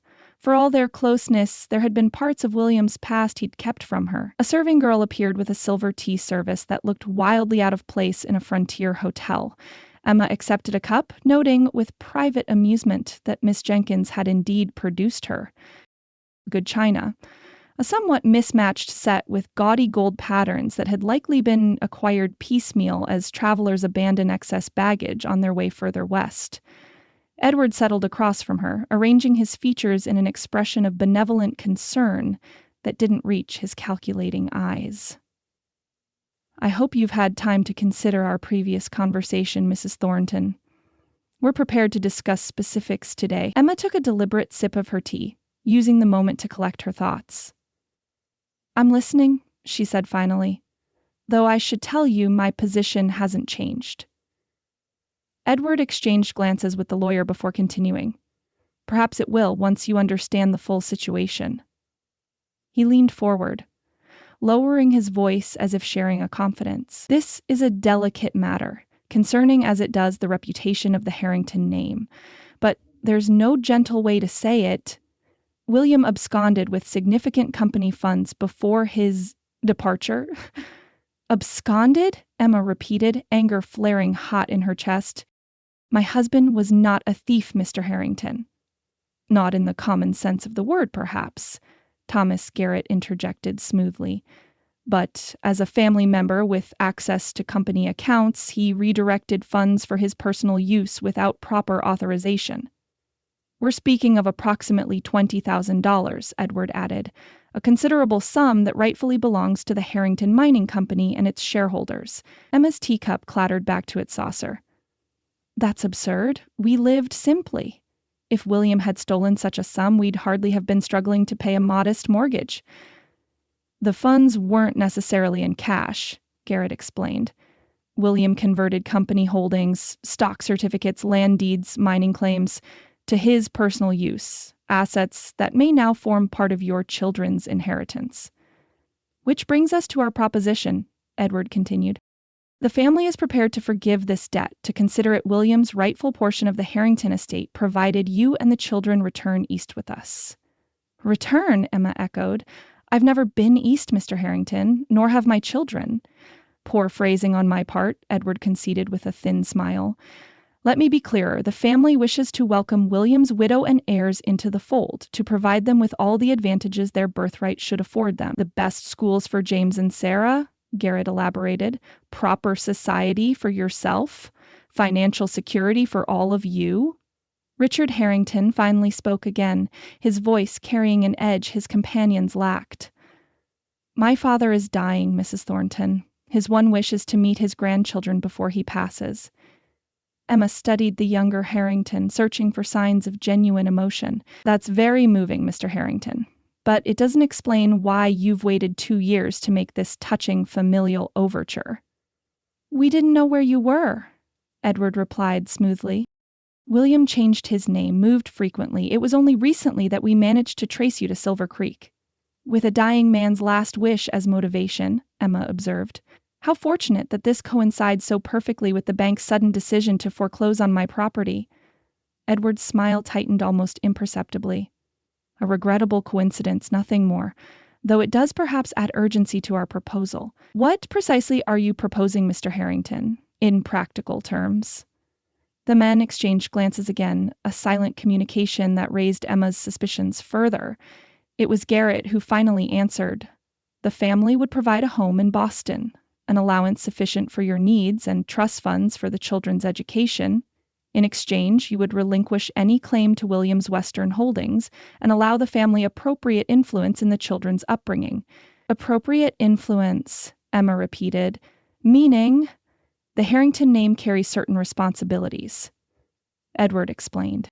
James is William's son, a Harrington by blood if not by name. He should be raised to understand his heritage. And his inheritance rights, Emma noted, catching the phrase that had been carefully avoided until now. You seem particularly interested in what my children might inherit from their father. Richard Harrington made a sound of impatience. This dancing around the issue is pointless. We know William took company documents before he left. Survey maps, claim records, possibly account ledgers. We want them returned. Richard, Edward cautioned, but the younger man waved him off. She's not a fool, Uncle, and we're wasting time. He fixed Emma with a stare so reminiscent of William's that she nearly gasped. Those documents could damage the company if they fell into the wrong hands. We're prepared to be generous to prevent that outcome. Or to recover them, Emma suggested quietly. No one contradicted her. Why would William have taken such documents? She asked. He never mentioned anything of the sort to me. Who knows why William did anything? Richard replied, bitterness evident in his tone. Was always unpredictable. Marrying a schoolteacher, changing his name, abandoning his family responsibilities. That's quite enough, Richard, Edward interrupted sharply. Mrs. Thornton doesn't need a catalog of your brother's failings. The rebuke seemed to subdue the younger Harrington, who subsided into sullen silence. Emma set down her teacup with deliberate care. Gentlemen, I appreciate your concern for my children's welfare, but I must decline your offer. Our home is here in the West. William chose this life for us, and I intend to honor that choice. Even at the cost of losing your home? Edward asked quietly. If necessary, Emma replied, though the words felt hollow in her mouth. She thought of the outlaw's gold hidden beneath her floorboard. Blood money that might save her homestead, but at what cost to her conscience? You're making a mistake, Mrs. Thornton, Garrett warned. The family's generosity has limits, as does my patience, Mr. Garrett. Emma rose from her chair, smoothing her skirts. If you gentlemen will excuse me, I should collect my children. Edward stood as well, his affable mask firmly back in place. Of course. But please, consider our offer carefully. The family will remain in Silver Creek for another week before returning east. My answer won't change, Emma assured him, but I appreciate the courtesy of your invitation. She nodded to each man in turn. Gentlemen. As she turned to leave, Richard Harrington's voice stopped her at the doorway. He wasn't who you thought he was, you know. Emma looked back, meeting the younger Harrington's bitter gaze. I knew exactly who my husband was, Mr. Harrington. Perhaps better than his own family did. She departed with her head high, though her composure nearly faltered in the main dining room when she felt the weight of curious stares following her progress. Miss Jenkins hurried to open the door, her expression alight with undisguised interest in the outcome of the meeting. Outside on the hotel porch, Emma paused to draw a steadying breath. The fresh autumn air felt cleansing after the stifling atmosphere of the dining room. She was about to descend the steps when movement caught her eye. A fourth man lurking in the shadows beside the hotel, watching her with unsettling intensity. Not dressed in Eastern finery like the Harringtons, this man had the hard look of someone accustomed to uglier work than boardroom negotiations. Their eyes met briefly before he turned away, disappearing around the corner of the building. A clear message had been delivered. She was being watched. Emma's step faltered briefly, then steadied as she made her way toward the blacksmith's shop to collect her children. The Harringtons were more dangerous than she'd initially suspected, and Caleb Blackwood's warnings about their true intentions suddenly seemed considerably more credible. The evening sky had deepened to indigo by the time Emma finished her household chores and could slip away to the barn. The children were finally asleep after a day of excited chatter about their visit to the blacksmith shop, where Mr. Wilson had shown James how to shoe a horse and Sarah had petted the shop cat's new kittens. Emma carried a covered plate of food and fresh bandages, her mind still churning with the implications of the Harringtons' proposition. She'd spent the afternoon methodically searching through William's few remaining possessions, his books, letters, even the lining of his trunk, looking for the documents Richard had mentioned. She'd found nothing unusual, nothing that suggested her husband had been engaged in a clandestine struggle against his family's business practices, yet Blackwood's certainty, combined with the Harringtons' thinly veiled threats, convinced her there was truth buried somewhere beneath the layers of deception. The barn was darker than usual, the single lantern she'd left burning earlier now extinguished. Emma hesitated at the entrance, suddenly aware of how vulnerable she was, alone with a known outlaw in the gathering darkness. "Blackwood?" she called softly, setting down her supplies to fumble for matches in her apron pocket. "Here." His voice came from the shadows, steadier than it had been that morning. "Blew out the lantern when I heard your son nosing around outside earlier." Emma's heart seized with alarm as she struck a match. "James was in the barn? Did he see you?" The flaring match illuminated Blackwood's face, still pale but more composed than before. He remained bound to the post where she'd left him, but had somehow managed to arrange the hay more comfortably around himself. "Relax," he advised as she lit the lantern. "The boy didn't come in, just stood outside talking to that pony of his for a good 20 minutes. Seems he shares his troubles with the animal." Emma set the lantern on a nearby crate. its warm glow pushing back the shadows. "What troubles did he share?" she asked before she could stop herself. Something like sympathy crossed Blackwood's features. "Mostly concerns about you. Boys worried you're not sleeping, that you'll work yourself to illness, trying to save the homestead." He paused. "He's got a good heart. Takes after his mother that way, I'd wager." The unexpected compliment caught Emma off guard. She busied herself unwrapping the plate of food, corn, bread, beans, and a small portion of salt pork, to hide her momentary confusion. "I brought you something to eat," she said unnecessarily. "And clean bandages. I should check your wound. Much obliged." He nodded toward his bound arm. "Though I'd appreciate the use of my hand for eating, if you're feeling generous." Emma hesitated, then moved to untie his right arm. "If you try anything, you'll shoot me with my own gun," he finished for her. "I'm aware of the arrangement, Mrs. Thornton. Besides, I'd be a fool to harm the only person standing between me and a hangman's noose." The rope fell away, and Blackwood flexed his fingers carefully before accepting the plate she offered. He ate with surprising delicacy for a man who'd spent the day bound to a post, managing to maintain some semblance of table manners despite his circumstances. Emma watched him surreptitiously as she prepared fresh bandages. In the lantern light, with the pallor of pain softening his features, Caleb Blackwood looked less like the notorious outlaw leader and more like an ordinary man. Albeit an uncommonly handsome one, she was forced to admit. His dark hair fell across his forehead in a way that reminded her fleetingly, painfully, of William. "You met with the Harringtons today," he said between mouthfuls, startling her from her thoughts. Emma's hands stilled on the bandages. "How could you possibly know that?" "Small towns run on gossip, Mrs. Thornton, and barn walls are thinner than you might think." He set aside his empty plate. "Your son mentioned it to his pony. Said you were wearing your special dress to meet the fancy men from back east." Despite everything, Emma felt a smile tug at her lips. "My special dress, Lord preserve us." "It's a fine dress," Blackwood offered with unexpected gallantry. "The color suits you." Emma ignored the compliment, focusing instead on the task at hand. "I need to check your wound. The shirt will have to come off." If Blackwood was embarrassed by the suggestion, he didn't show it. With her reluctant assistance, he managed to shrug out of the torn blood-stained shirt, revealing a torso that spoke of a life of physical hardship. Lean muscle moved beneath tanned skin marked by the evidence of previous injuries. A knife scar across his ribs, what looked like another bullet wound on his opposite shoulder. Emma kept her expression professionally detached as she unwound the soiled bandage from his wounded shoulder.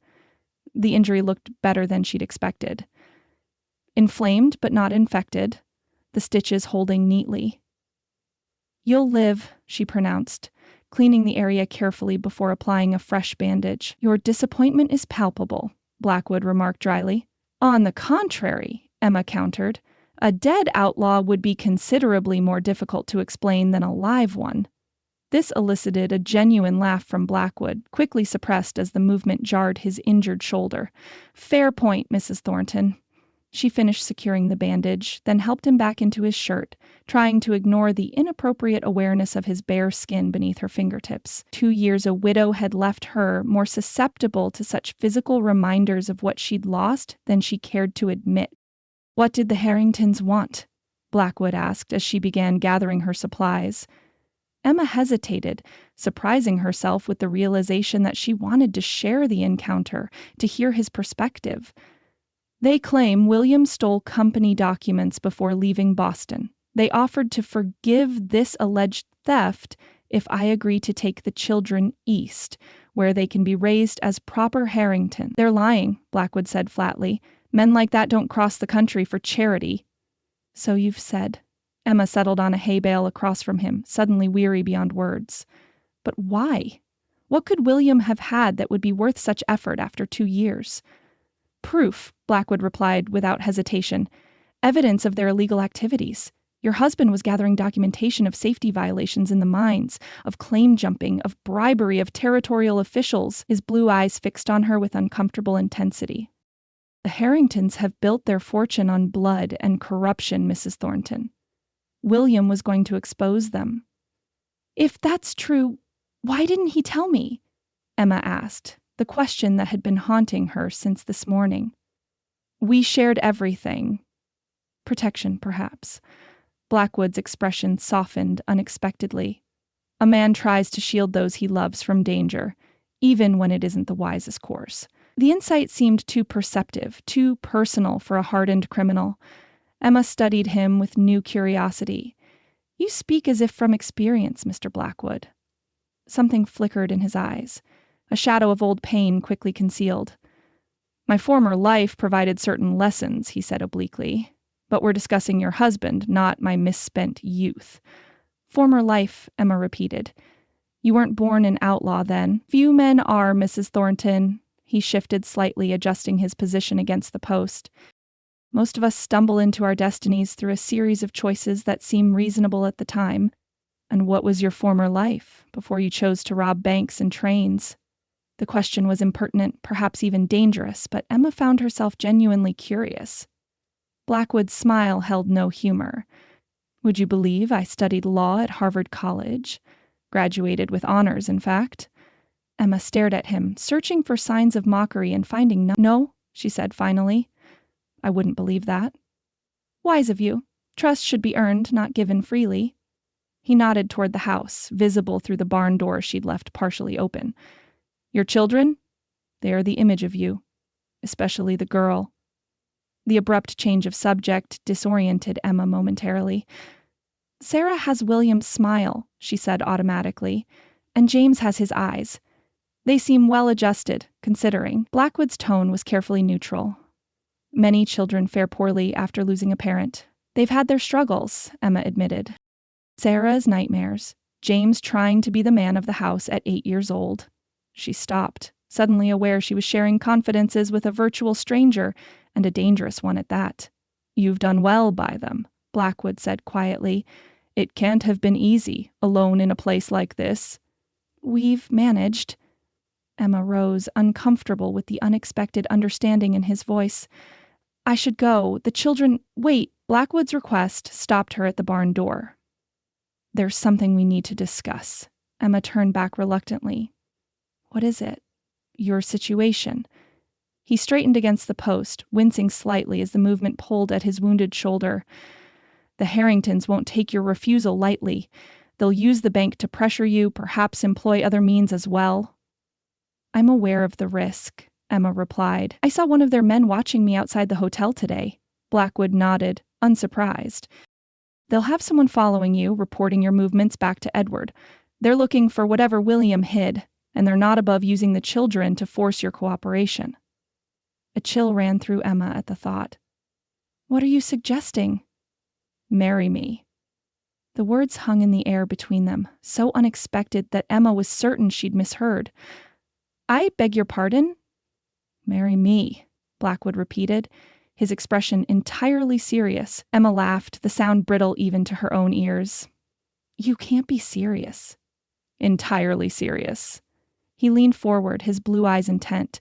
Think about it logically, Mrs. Thornton. As a widow, you're vulnerable. Legally, financially, socially. The Harringtons can challenge your custody of the children, pressure the bank to foreclose, make your life untenable until you're forced to accept their terms. And marriage to an outlaw would improve my situation. How, exactly? Emma demanded, torn between astonishment and a peculiar sense that the world had tilted on its axis. A husband, even one with my particular resume, would provide legal protection the Harringtons couldn't easily circumvent, Blackwood explained. A married woman's property becomes her husband's under the law. The Harringtons couldn't seize it without challenging me directly. You're suggesting I trade one form of vulnerability for another, Emma observed, becoming dependent on you instead of them, with one crucial difference, Blackwood countered. I've no interest in controlling you or the children. Once my shoulder heals and my men return, I'll be on my way, leaving you with clear title to your land and enough gold to keep you comfortable for years. Emma stared at him, trying to discern the trap in his seemingly straightforward proposal. Why would you do that? What do you gain? Beyond the satisfaction of thwarting the Harringtons, Blackwood's mouth curved in a half-smile. A legitimate base of operations while I recover. Access to whatever information William may have hidden. and perhaps a measure of redemption if such a thing is still possible for a man like me. The proposal was outrageous, improper, possibly even blasphemous, a mockery of the sacred institution Emma had entered with William. Yet even as her mind rejected it, a coolly practical part of her recognized its potential advantages. It would be a marriage in name only, Blackwood added, as if reading her thoughts. All marriages are business arrangements at heart. Yours to William got you this land. One to me will let you keep it. Emma flinched at the cynical assessment of her marriage to William, which had been founded on love rather than practicality. You know nothing about my marriage, Mr. Blackwood. I know William Thornton was a fortunate man, he replied quietly. More fortunate than he perhaps realized. The unexpected compliment threw Emma off balance once again. She moved toward the door, needing distance from this unsettling man and his even more unsettling proposal. I need to check on my children, she said, her voice not quite steady. Of course. Blackwood made no move to stop her. Think about what I've said, Mrs. Thornton. I don't expect an immediate answer. Emma paused at the threshold, looking back at the outlaw silhouetted against the lantern light. Should I bind your arm again before I go? Blackwood's smile contained a hint of genuine humor. I think we're past that particular precaution, don't you? Unless you fear I'll escape into the night with a hole in my shoulder and the sheriff's men combing every inch of the countryside. I suppose that would be rather foolish of you, Emma conceded. Indeed, and whatever else I may be, Mrs. Thornton, I try not to be foolish. He settled back against the post. Good night, Mr. Blackwood. Emma closed the barn door behind her, standing for a moment in the cool night air to collect her scattered thoughts. The stars spread in brilliant profusion across the velvet darkness. The same stars she'd wished upon as a girl back in Pennsylvania, never imagining where life would lead her. Certainly never imagining that one day she'd be considering marriage to an outlaw to save her home and children. The very idea was preposterous, desperate, the kind of solution only considered when all reasonable options had been exhausted. Yet, as Emma made her way back to the silent house where her children slept, Caleb Blackwood's words followed her like shadows. All marriages are business arrangements at heart. Yours to William got you this land. One to me will let you keep it. Ibthio. Unholy matrimony. Midnight found Emma still at her kitchen table, the lamplight casting long shadows across the scarred wooden surface where she'd arranged the evidence of her predicament like cards in a losing hand. The foreclosure notice with its officious legal language, William's death certificate, the ink faded slightly from the tears she'd spilled upon it 2 years before, the deed to their land, William's bold signature a painful reminder of all she stood to lose. Through the patched window, a gust of wind whistled mournfully, carrying the unmistakable bite of approaching winter. Emma pulled her shawl tighter around her shoulders, though whether to ward off the physical chill or the cold weight of her decision, she couldn't have said. The house creaked and settled around her, a living thing breathing in the darkness. From the children's room came Sarah's soft snoring, punctuated occasionally by James's murmured words as he conversed with dream companions. Emma envied their temporary escape into slumber. Her own rest had become as elusive as solutions to her mounting troubles.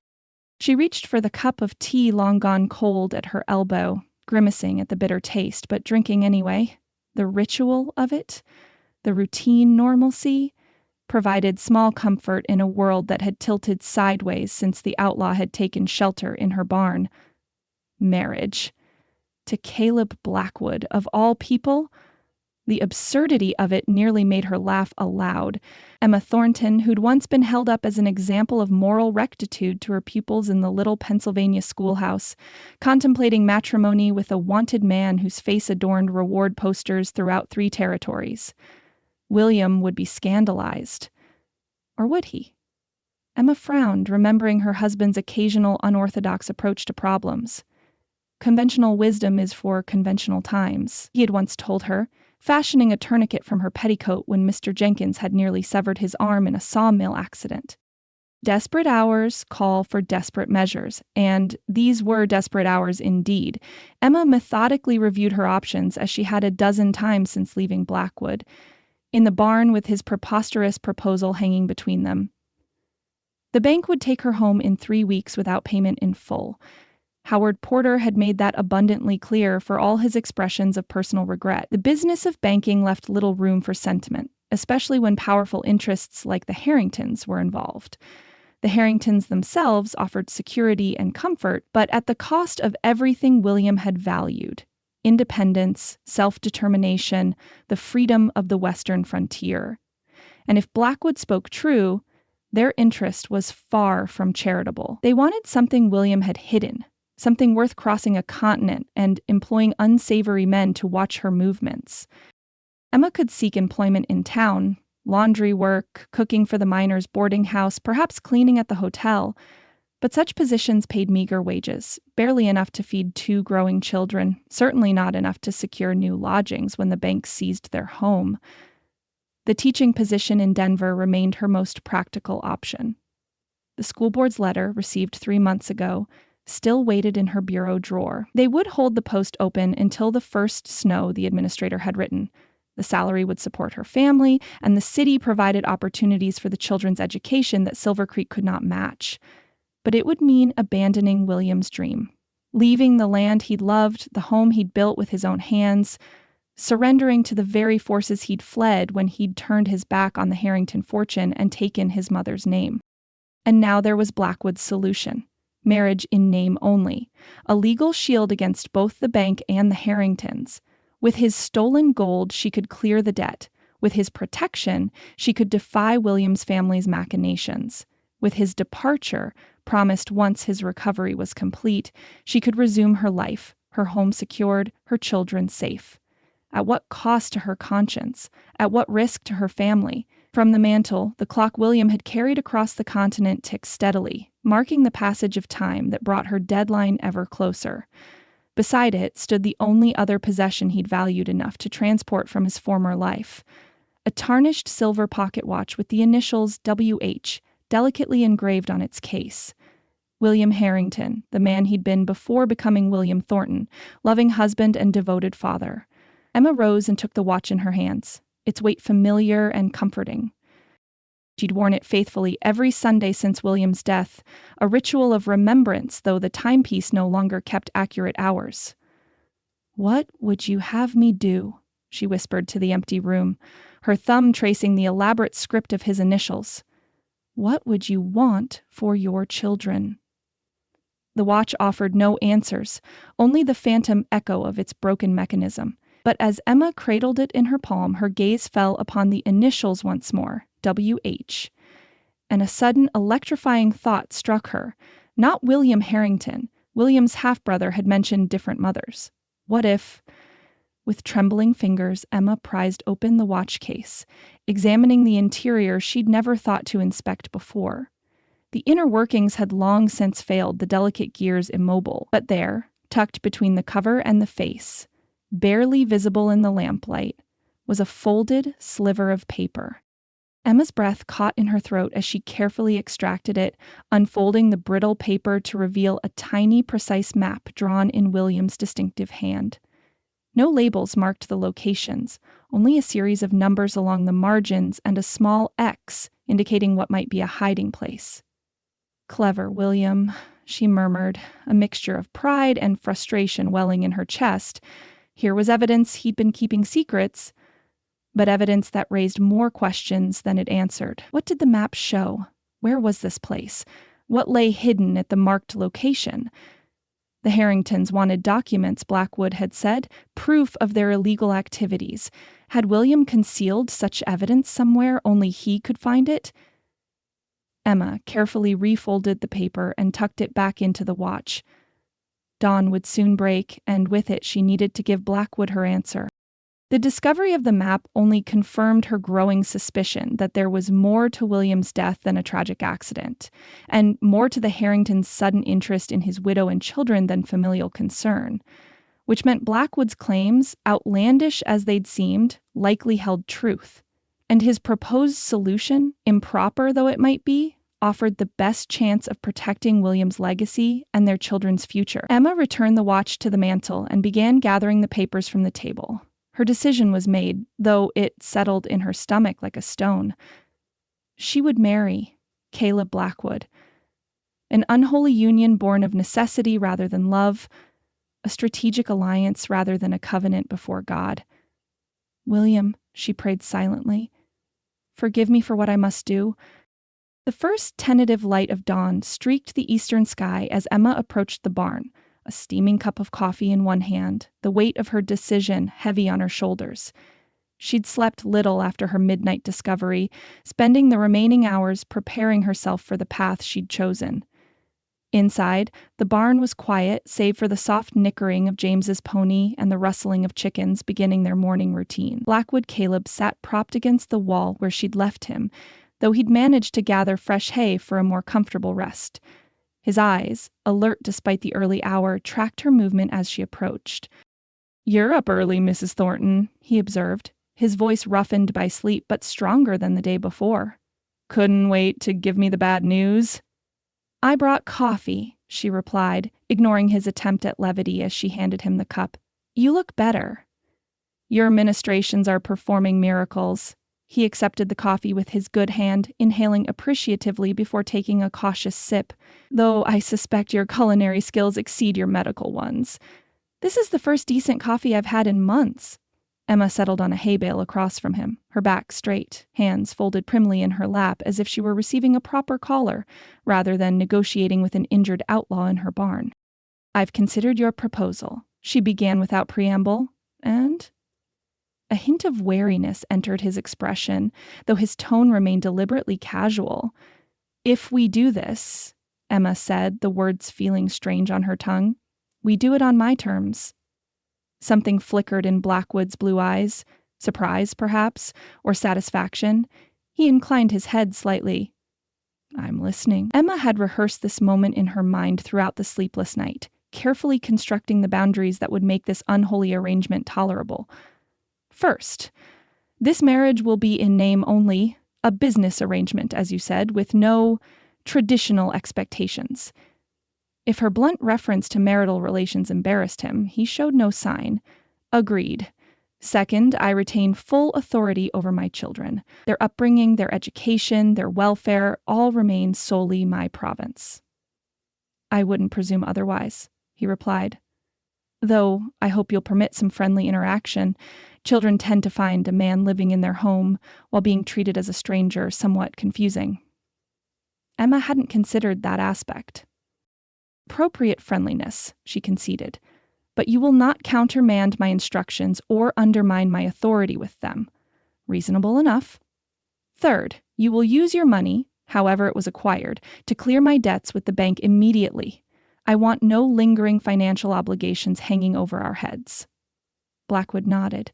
"The gold is yours regardless, but settling the debt promptly makes sense, particularly if we're to present a convincing front to the Harringtons. Fourth," Emma continued, her voice hardening slightly, "for the duration of our arrangement, you will abandon your outlaw ways. No planning robberies from my home, no meeting with your gang to coordinate crimes, no illegal activities that could endanger my children or our reputation." This condition elicited a raised eyebrow. "You propose to reform me, Mrs. Thornton?" "I propose to protect my family," she countered. "I cannot and will not harbor active criminality under my roof, regardless of the circumstances." Blackwood studied her face for a long moment before nodding slowly. "For the duration of our arrangement, then, I'll suspend my professional activities. Though I can't promise my men won't seek me out when they discover I'm missing." "If they do, you will meet them elsewhere and send them on their way," Emma insisted. "I won't have outlaws frightening my children." "Agreed, with one amendment. I may need their assistance if the Harringtons escalate beyond legal means. Their presence nearby could provide valuable protection." Emma frowned, but recognized the practical wisdom in his suggestion. "Very well, but they are not to enter my property without my express permission." "Understood." Blackwood took another sip of coffee, watching her over the rim of the cup. "Any further conditions?" "Yes. When you're fully healed, you're free to go or stay as you choose. If you go, the marriage can be quietly annulled or dissolved once sufficient time has passed to secure my legal position. And if I stay..." The question hung between them, oddly weighty for a hypothetical neither expected to materialize. Emma hadn't allowed herself to consider that possibility. We would renegotiate terms at that time, she managed. A faint smile touched Blackwood's mouth, as if her discomfort amused him, but he mercifully didn't pursue the matter. And your final condition? No one, not a soul, can know the true nature of our arrangement. To the world, we must present ourselves as a conventional married couple who formed an attachment after my period of mourning. Any hint of impropriety or irregularity would only strengthen the Harringtons' hand against us.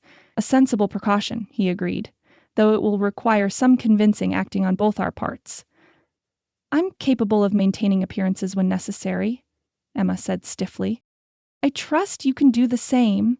Oh, I believe I can manage to appear smitten with my beautiful new bride without undue strain, Blackwood replied, a teasing glint in his eyes that Emma found both inappropriate and unsettling. It's you who'll have the greater challenge, convincing the good people of Silver Creek that you've fallen for a former outlaw. Former being the operative word, Emma reminded him sharply. As far as the town is concerned, you're a cattle buyer I knew before William returned to find me widowed. A cattle buyer, Blackwood's mouth quirked. Not very imaginative, but I suppose it will serve. It's a respectable profession that explains both your absences and your financial resources, Emma countered. Unless you'd prefer to pose as an itinerant preacher. This surprised a genuine laugh from him, quickly stifled as the movement jarred his injured shoulder. Point taken, Mrs. Thornton. Cattle buyer it is. Is there anything else we should discuss before? Emma faltered, unable to complete the sentence. Before we seal our unholy alliance, Blackwood suggested, his expression sobering. Only this. I gave you my word yesterday that no harm would come to you or your children from me or my men. I stand by that promise. Whatever else happens, whatever complications arise, your family's safety remains paramount. The sincerity in his voice caught Emma off guard. For all his outlaw reputation, there was something in Caleb Blackwood that inspired an unwilling trust. Perhaps it was the quality William had always said marked a man's true character: consistency between words and actions. Thus far, at least, Blackwood had been exactly what he claimed to be, neither better nor worse. Then we have an agreement, she said finally. Blackwood extended his good hand toward her. Caleb, he said, if we're to be married, you should at least call me by my given name. Emma hesitated only briefly before taking his offered hand. His palm was warm and calloused against hers, the grip firm but not overwhelming. Emma, she conceded. Emma, he repeated, as if testing the sound of it. His thumb brushed lightly over her knuckles before releasing her hand. A lovely name for a formidable woman. She withdrew her hand, unsettled by the casual intimacy of the gesture. The Harringtons are still in town. If we're to make this arrangement official before they depart, we should move quickly.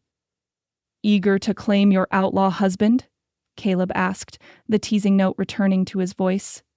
Eager to secure my children's future, Emma corrected, rising from the hay bale. I'll speak to Reverend Matthews this morning. He'll be reluctant, given the hasty nature of the ceremony, but he can hardly refuse to marry a respectable widow to her purported longtime acquaintance. And what of your current house guest? Caleb gestured to his wounded shoulder. I'm improving, but I'd hardly make a convincing bridegroom in this state. You'll remain here until you're well enough to be seen in public, Emma decided. I'll announce our marriage, but explain that you've been injured in a riding accident and are recovering at a friend's homestead outside town. In a week or so, when you're stronger, you can return and take up residence properly. You've thought this through thoroughly, Caleb observed, genuine admiration coloring his tone. I've had considerable practice solving difficult problems since William's death, Emma replied. Necessity breeds resourcefulness. So it does. He studied her face, his expression more serious than she'd yet seen it. Are you certain about this, Emma? Once we begin this deception, there's no easy way back.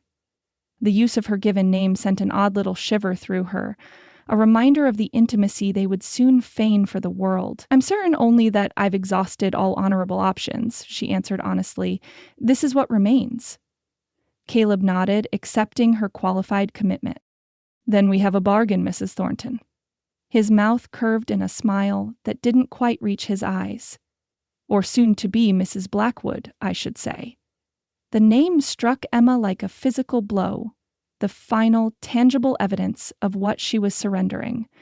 Emma Blackwood, a stranger's name, an outlaw's name, replacing the identity she'd cherished as William's wife. Yet as the first full light of dawn filtered through the barn slats, illuminating the man who would soon be her husband in name if not in truth, Emma found an unexpected resolve hardening within her. This bargain, this unholy matrimony, was not what she would have chosen, but it offered a path forward where none had existed before, for her children's sake, for William's legacy, for the home they'd built together. She would become Emma Blackwood. And God help anyone, Harrington's bankers, or the man before her who thought to take advantage of her desperate choice. The Silver Creek Church stood on the edge of town, a simple whitewashed structure with a modest steeple that reached hopefully toward heaven. On this crisp autumn afternoon, its worn pine pews sat empty save for the two witnesses Emma had hastily arranged. Mrs. Wilson, the blacksmith's wife who had watched the children that morning, and Mr. Jenkins, the livery owner, who had agreed to stand up with Caleb in exchange for a promise of future business from the supposed cattle buyer. Emma stood before the altar, smoothing nervous hands over her best dress, the same navy wool she'd worn to meet the Harringtons. She'd added only a small brooch of tarnished silver at her collar, a memento of her mother that had traveled with her from Pennsylvania. The tiny pearl at its center caught the light filtering through the church's simple glass windows, a small gleam of brightness against the somber fabric. Beside her, Caleb Blackwood cut a surprisingly respectable figure in clothes borrowed from William's trunk, a white shirt straining slightly across his broader shoulders, dark trousers that fell just short of his ankles, and a black frock coat that had been William's Sunday best. His dark hair, washed and combed into submission, curled slightly at his collar. Only the pallor beneath his tanned skin and the careful way he held himself betrayed his recent injury to the discerning eye. Reverend Matthews stood before them, his expression a mixture of disapproval and resignation. The minister had required considerable persuasion to perform the ceremony on such short notice, particularly for a bride barely 2 years widowed. Only Emma's standing as a woman of impeccable reputation and her carefully crafted explanation that she and Caleb had been acquainted before her marriage to William, and his unexpected return had rekindled old feelings, had convinced the reluctant preacher to proceed. "Dearly beloved," Matthews began, his tone suggesting he found nothing dear about the occasion, "we are gathered here in the sight of God to join this man and this woman in holy matrimony." Emma kept her gaze fixed on the tarnished cross above the altar, afraid to meet the eyes of those present, lest they read the deception in her face. Beside her, Caleb stood solid and steady, his presence both reassuring and unnerving. The outlaw had emerged from hiding only an hour before the ceremony, having recuperated sufficiently in the barn to manage the short journey to town without reopening his wound. Their hasty preparations had included a cover story carefully rehearsed with the children, that Caleb was an old friend come to visit, who had sustained a riding accident on his approach to Silver Creek. Emma had explained her plan to marry him with a simplicity that belied the complexity of her emotions, telling the children that Mr. Blackwood would help them keep their home and provide for their future. "Do you, Caleb James Blackwood, take this woman to be your lawfully wedded wife?" The preacher's voice pulled Emma from her thoughts. "To have and to hold, from this day forward, for better or worse, for richer or poorer, in sickness and in health, to love and to cherish, till death do you part." "I do." Caleb's voice rang with surprising firmness, without a trace of hesitation. Emma glanced at him, startled by the conviction in his tone. His blue eyes met hers briefly, unreadable yet somehow steadying. "And do you, Emma Louise Thornton, take this man to be your lawfully wedded husband?" Matthews continued, his gaze sharpening, as if expecting, perhaps hoping, she might still come to her senses and decline. "To have and to hold. From this day forward, for better or worse, for richer or poorer, in sickness and in health, to love and to cherish, till death do you part." Emma's throat tightened. The enormity of what she was doing, marrying a virtual stranger, an outlaw with blood on his hands, a man whose very presence put her family at risk, threatened to overwhelm her. For a long moment, she couldn't speak. Caleb shifted slightly beside her, his arm brushing hers in what might have been reassurance or simply accidental contact. The touch, however brief, anchored her to the present moment and the necessity that had brought her here. "I do," she managed finally, her voice barely audible in the quiet church. Matthew sighed almost imperceptibly before continuing. "The ring, please?" "We won't be exchanging rings today," Caleb replied smoothly, given the haste of our arrangements. The minister's frown deepened, but he moved on. "Then by the authority vested in me, I now pronounce you husband and wife." He closed his prayer book with a decisive snap, pointedly omitting the invitation for the groom to kiss his bride. "May God bless this union," he added, in a tone suggesting divine intervention would indeed be necessary. Mrs. Wilson stepped forward with a small bouquet of late-blooming wildflowers she'd gathered for the occasion. "Congratulations, Emma," she said warmly, though curiosity burned bright in her eyes. "Such a surprise, but a happy one, I'm sure." "Thank you, Ada," Emma murmured, accepting the flowers with a forced smile. Mr. Jenkins clapped Caleb on his good shoulder. "Welcome to Silver Creek, Blackwood. We'll expect to see you at the town meeting next month, once you're settled." "Looking forward to it," Caleb replied with just the right mixture of friendliness and reserve appropriate for a newcomer. The witnesses signed the marriage certificate with expressions ranging from puzzlement to poorly concealed speculation. The hastiness of the ceremony, the bride's lack of family or celebratory preparations, the groom's unexplained injury, all provided ample fodder for the town's gossip mill. Emma could almost hear the whispers that would circulate by nightfall. Widow Thornton, always so proper, marrying a stranger with unseemly haste, bound to be a story there. As Reverend Matthews folded the signed certificate and handed it to Emma with rigid courtesy, she glimpsed something like pity in his stern eyes. "Mrs. Blackwood," he said, testing the new name with obvious disapproval. "I trust you've given full consideration to this commitment." "I have, Reverend," Emma assured him, tucking the document into her small reticule. "More than you might imagine." The ceremony concluded with as little ceremony as it had begun. No congratulatory handshakes, no wedding breakfast, no well-wishers throwing rice or old shoes for luck. Only the hollow echo of footsteps on the wooden floor as the small party made their way toward the church door. Caleb offered Emma his good arm as they descended the steps to the dusty street. The courtly gesture, so at odds with what she knew of his true character, nearly undid her carefully maintained composure. This man was now her husband. Caleb Blackwood, outlaw, criminal, stranger, now held legal authority over her property, her children, herself. What had she done?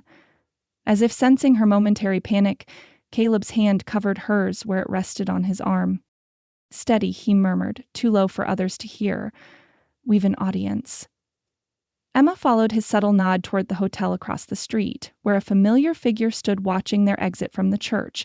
The Harrington man who had followed her the previous day made no attempt to disguise his scrutiny now, his expression darkening visibly when he saw Caleb supporting her down the steps. "Well," Emma said, pitching her voice to carry naturally across the street, "shall we collect the children, husband? I'm certain they're eager to celebrate our good news." Caleb matched her tone perfectly, his arm tightening fractionally beneath her hand.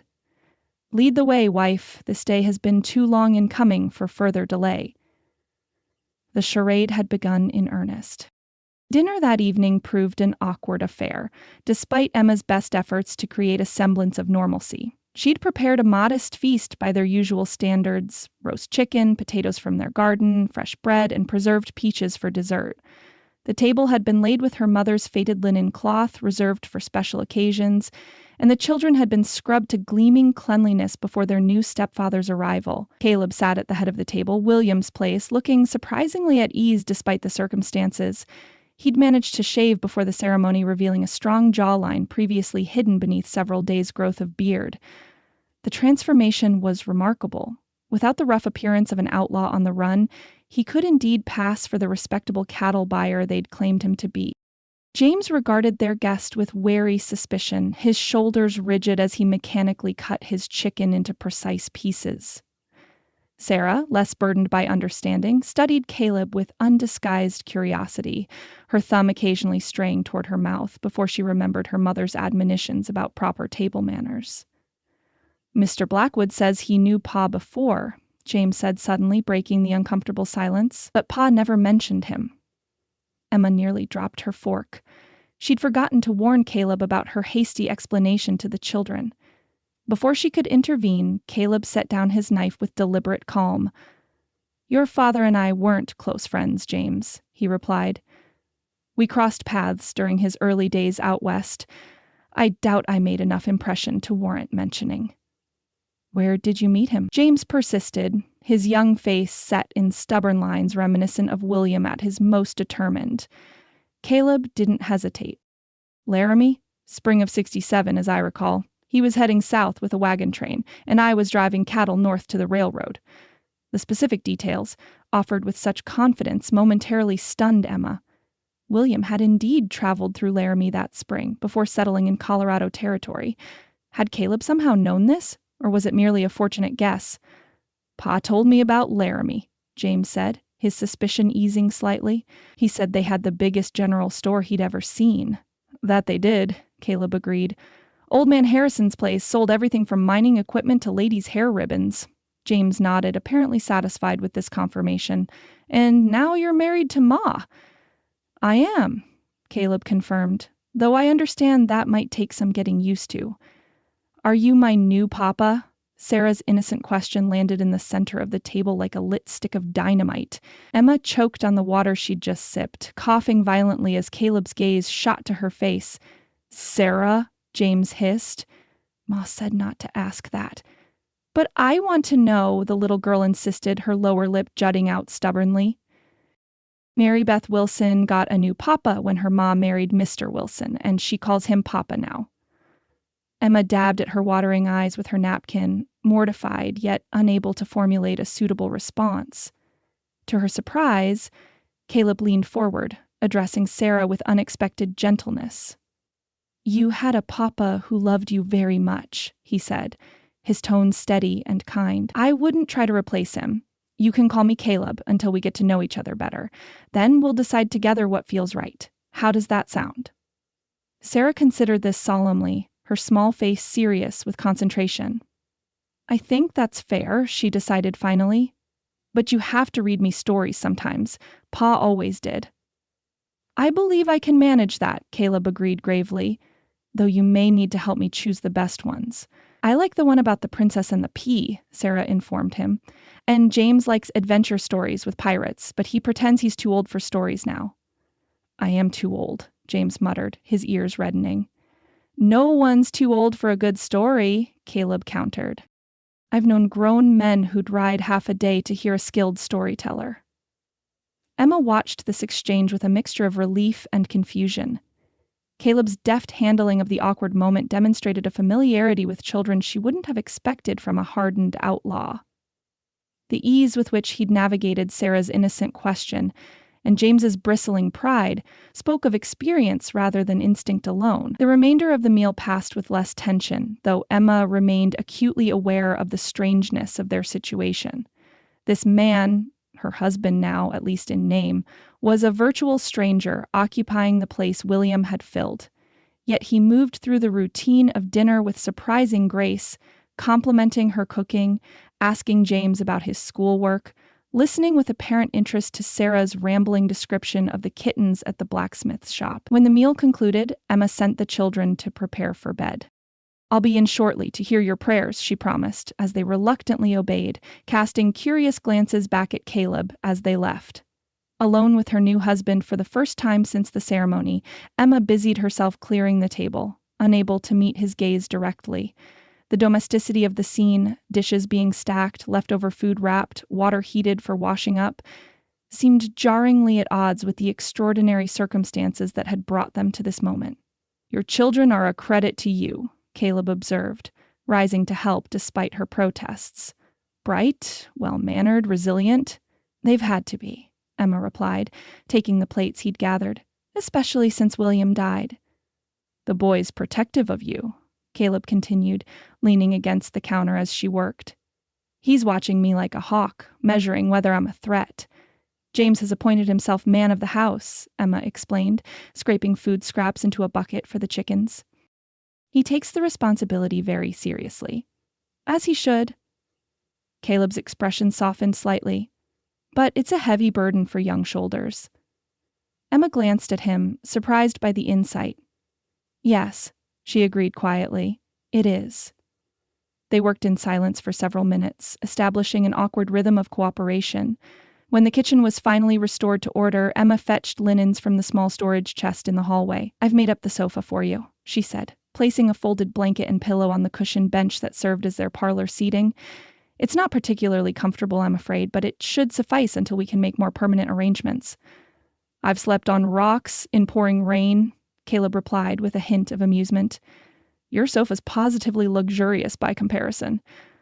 An uncomfortable silence fell between them, heavy with unspoken acknowledgments of their unusual situation. Emma smoothed the blanket unnecessarily, searching for something appropriate to say to the stranger who was now legally her husband. "I should check on the children," she said finally. "Wait." Caleb reached into his coat pocket, withdrawing a leather pouch that clinked softly as he set it on the table between them. As promised. Emma stared at the pouch, knowing it contained the stolen gold that would save her home. Blood money, perhaps, but salvation nonetheless.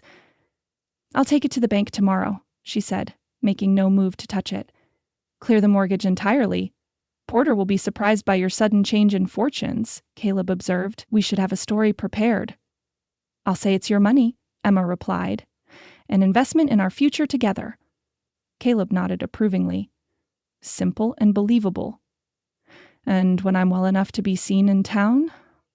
"We'll say you're recuperating from your riding accident at the Murphy place south of town," Emma decided. "In a week or so you can return and take up residence openly. And my history as a cattle buyer operates primarily between Kansas and Wyoming. You were passing through on business when you learned I was widowed. We renewed our acquaintance and..." She trailed off, the fabrication suddenly tasting bitter in her mouth.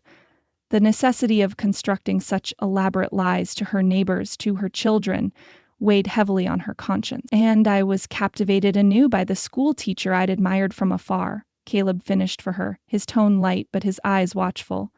"A respectable widow in need of protection and support, a lonely traveler seeking home and hearth, a perfect match by frontier standards." "Yes," Emma agreed faintly. "Something like that.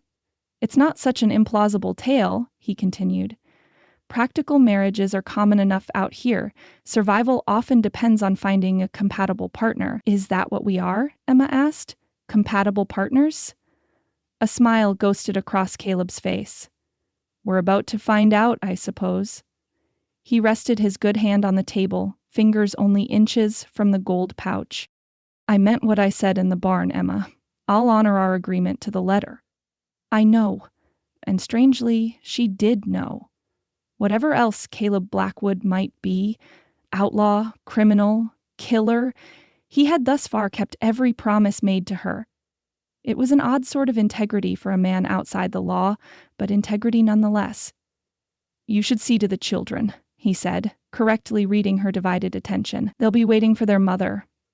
Emma nodded, grateful for the reprieve from this increasingly unsettling conversation. "There's coffee still warm on the stove if you want it," she offered, "and William's books on the shelf there if you'd care to read." "Thank you." His gaze lingered on her face, studying her with an intensity that made her acutely conscious of her appearance, the wisps of hair escaping her simple knot, the faint flush she could feel warming her cheeks. "For everything, Emma. Not just the coffee and books." She turned to go, but his hand caught hers as she passed, the touch gentle but arresting. Before she could react, he lifted her fingers to his lips in a brief, courtly gesture that sent an unexpected shiver down her spine. "Thank you," he said again, his voice dropping to a register that seemed to resonate in her very bones. "For saving my life." Emma withdrew her hand, discomfited by the warmth spreading through her at this simple contact. "Don't make me regret it," she warned, retreating toward the children's room.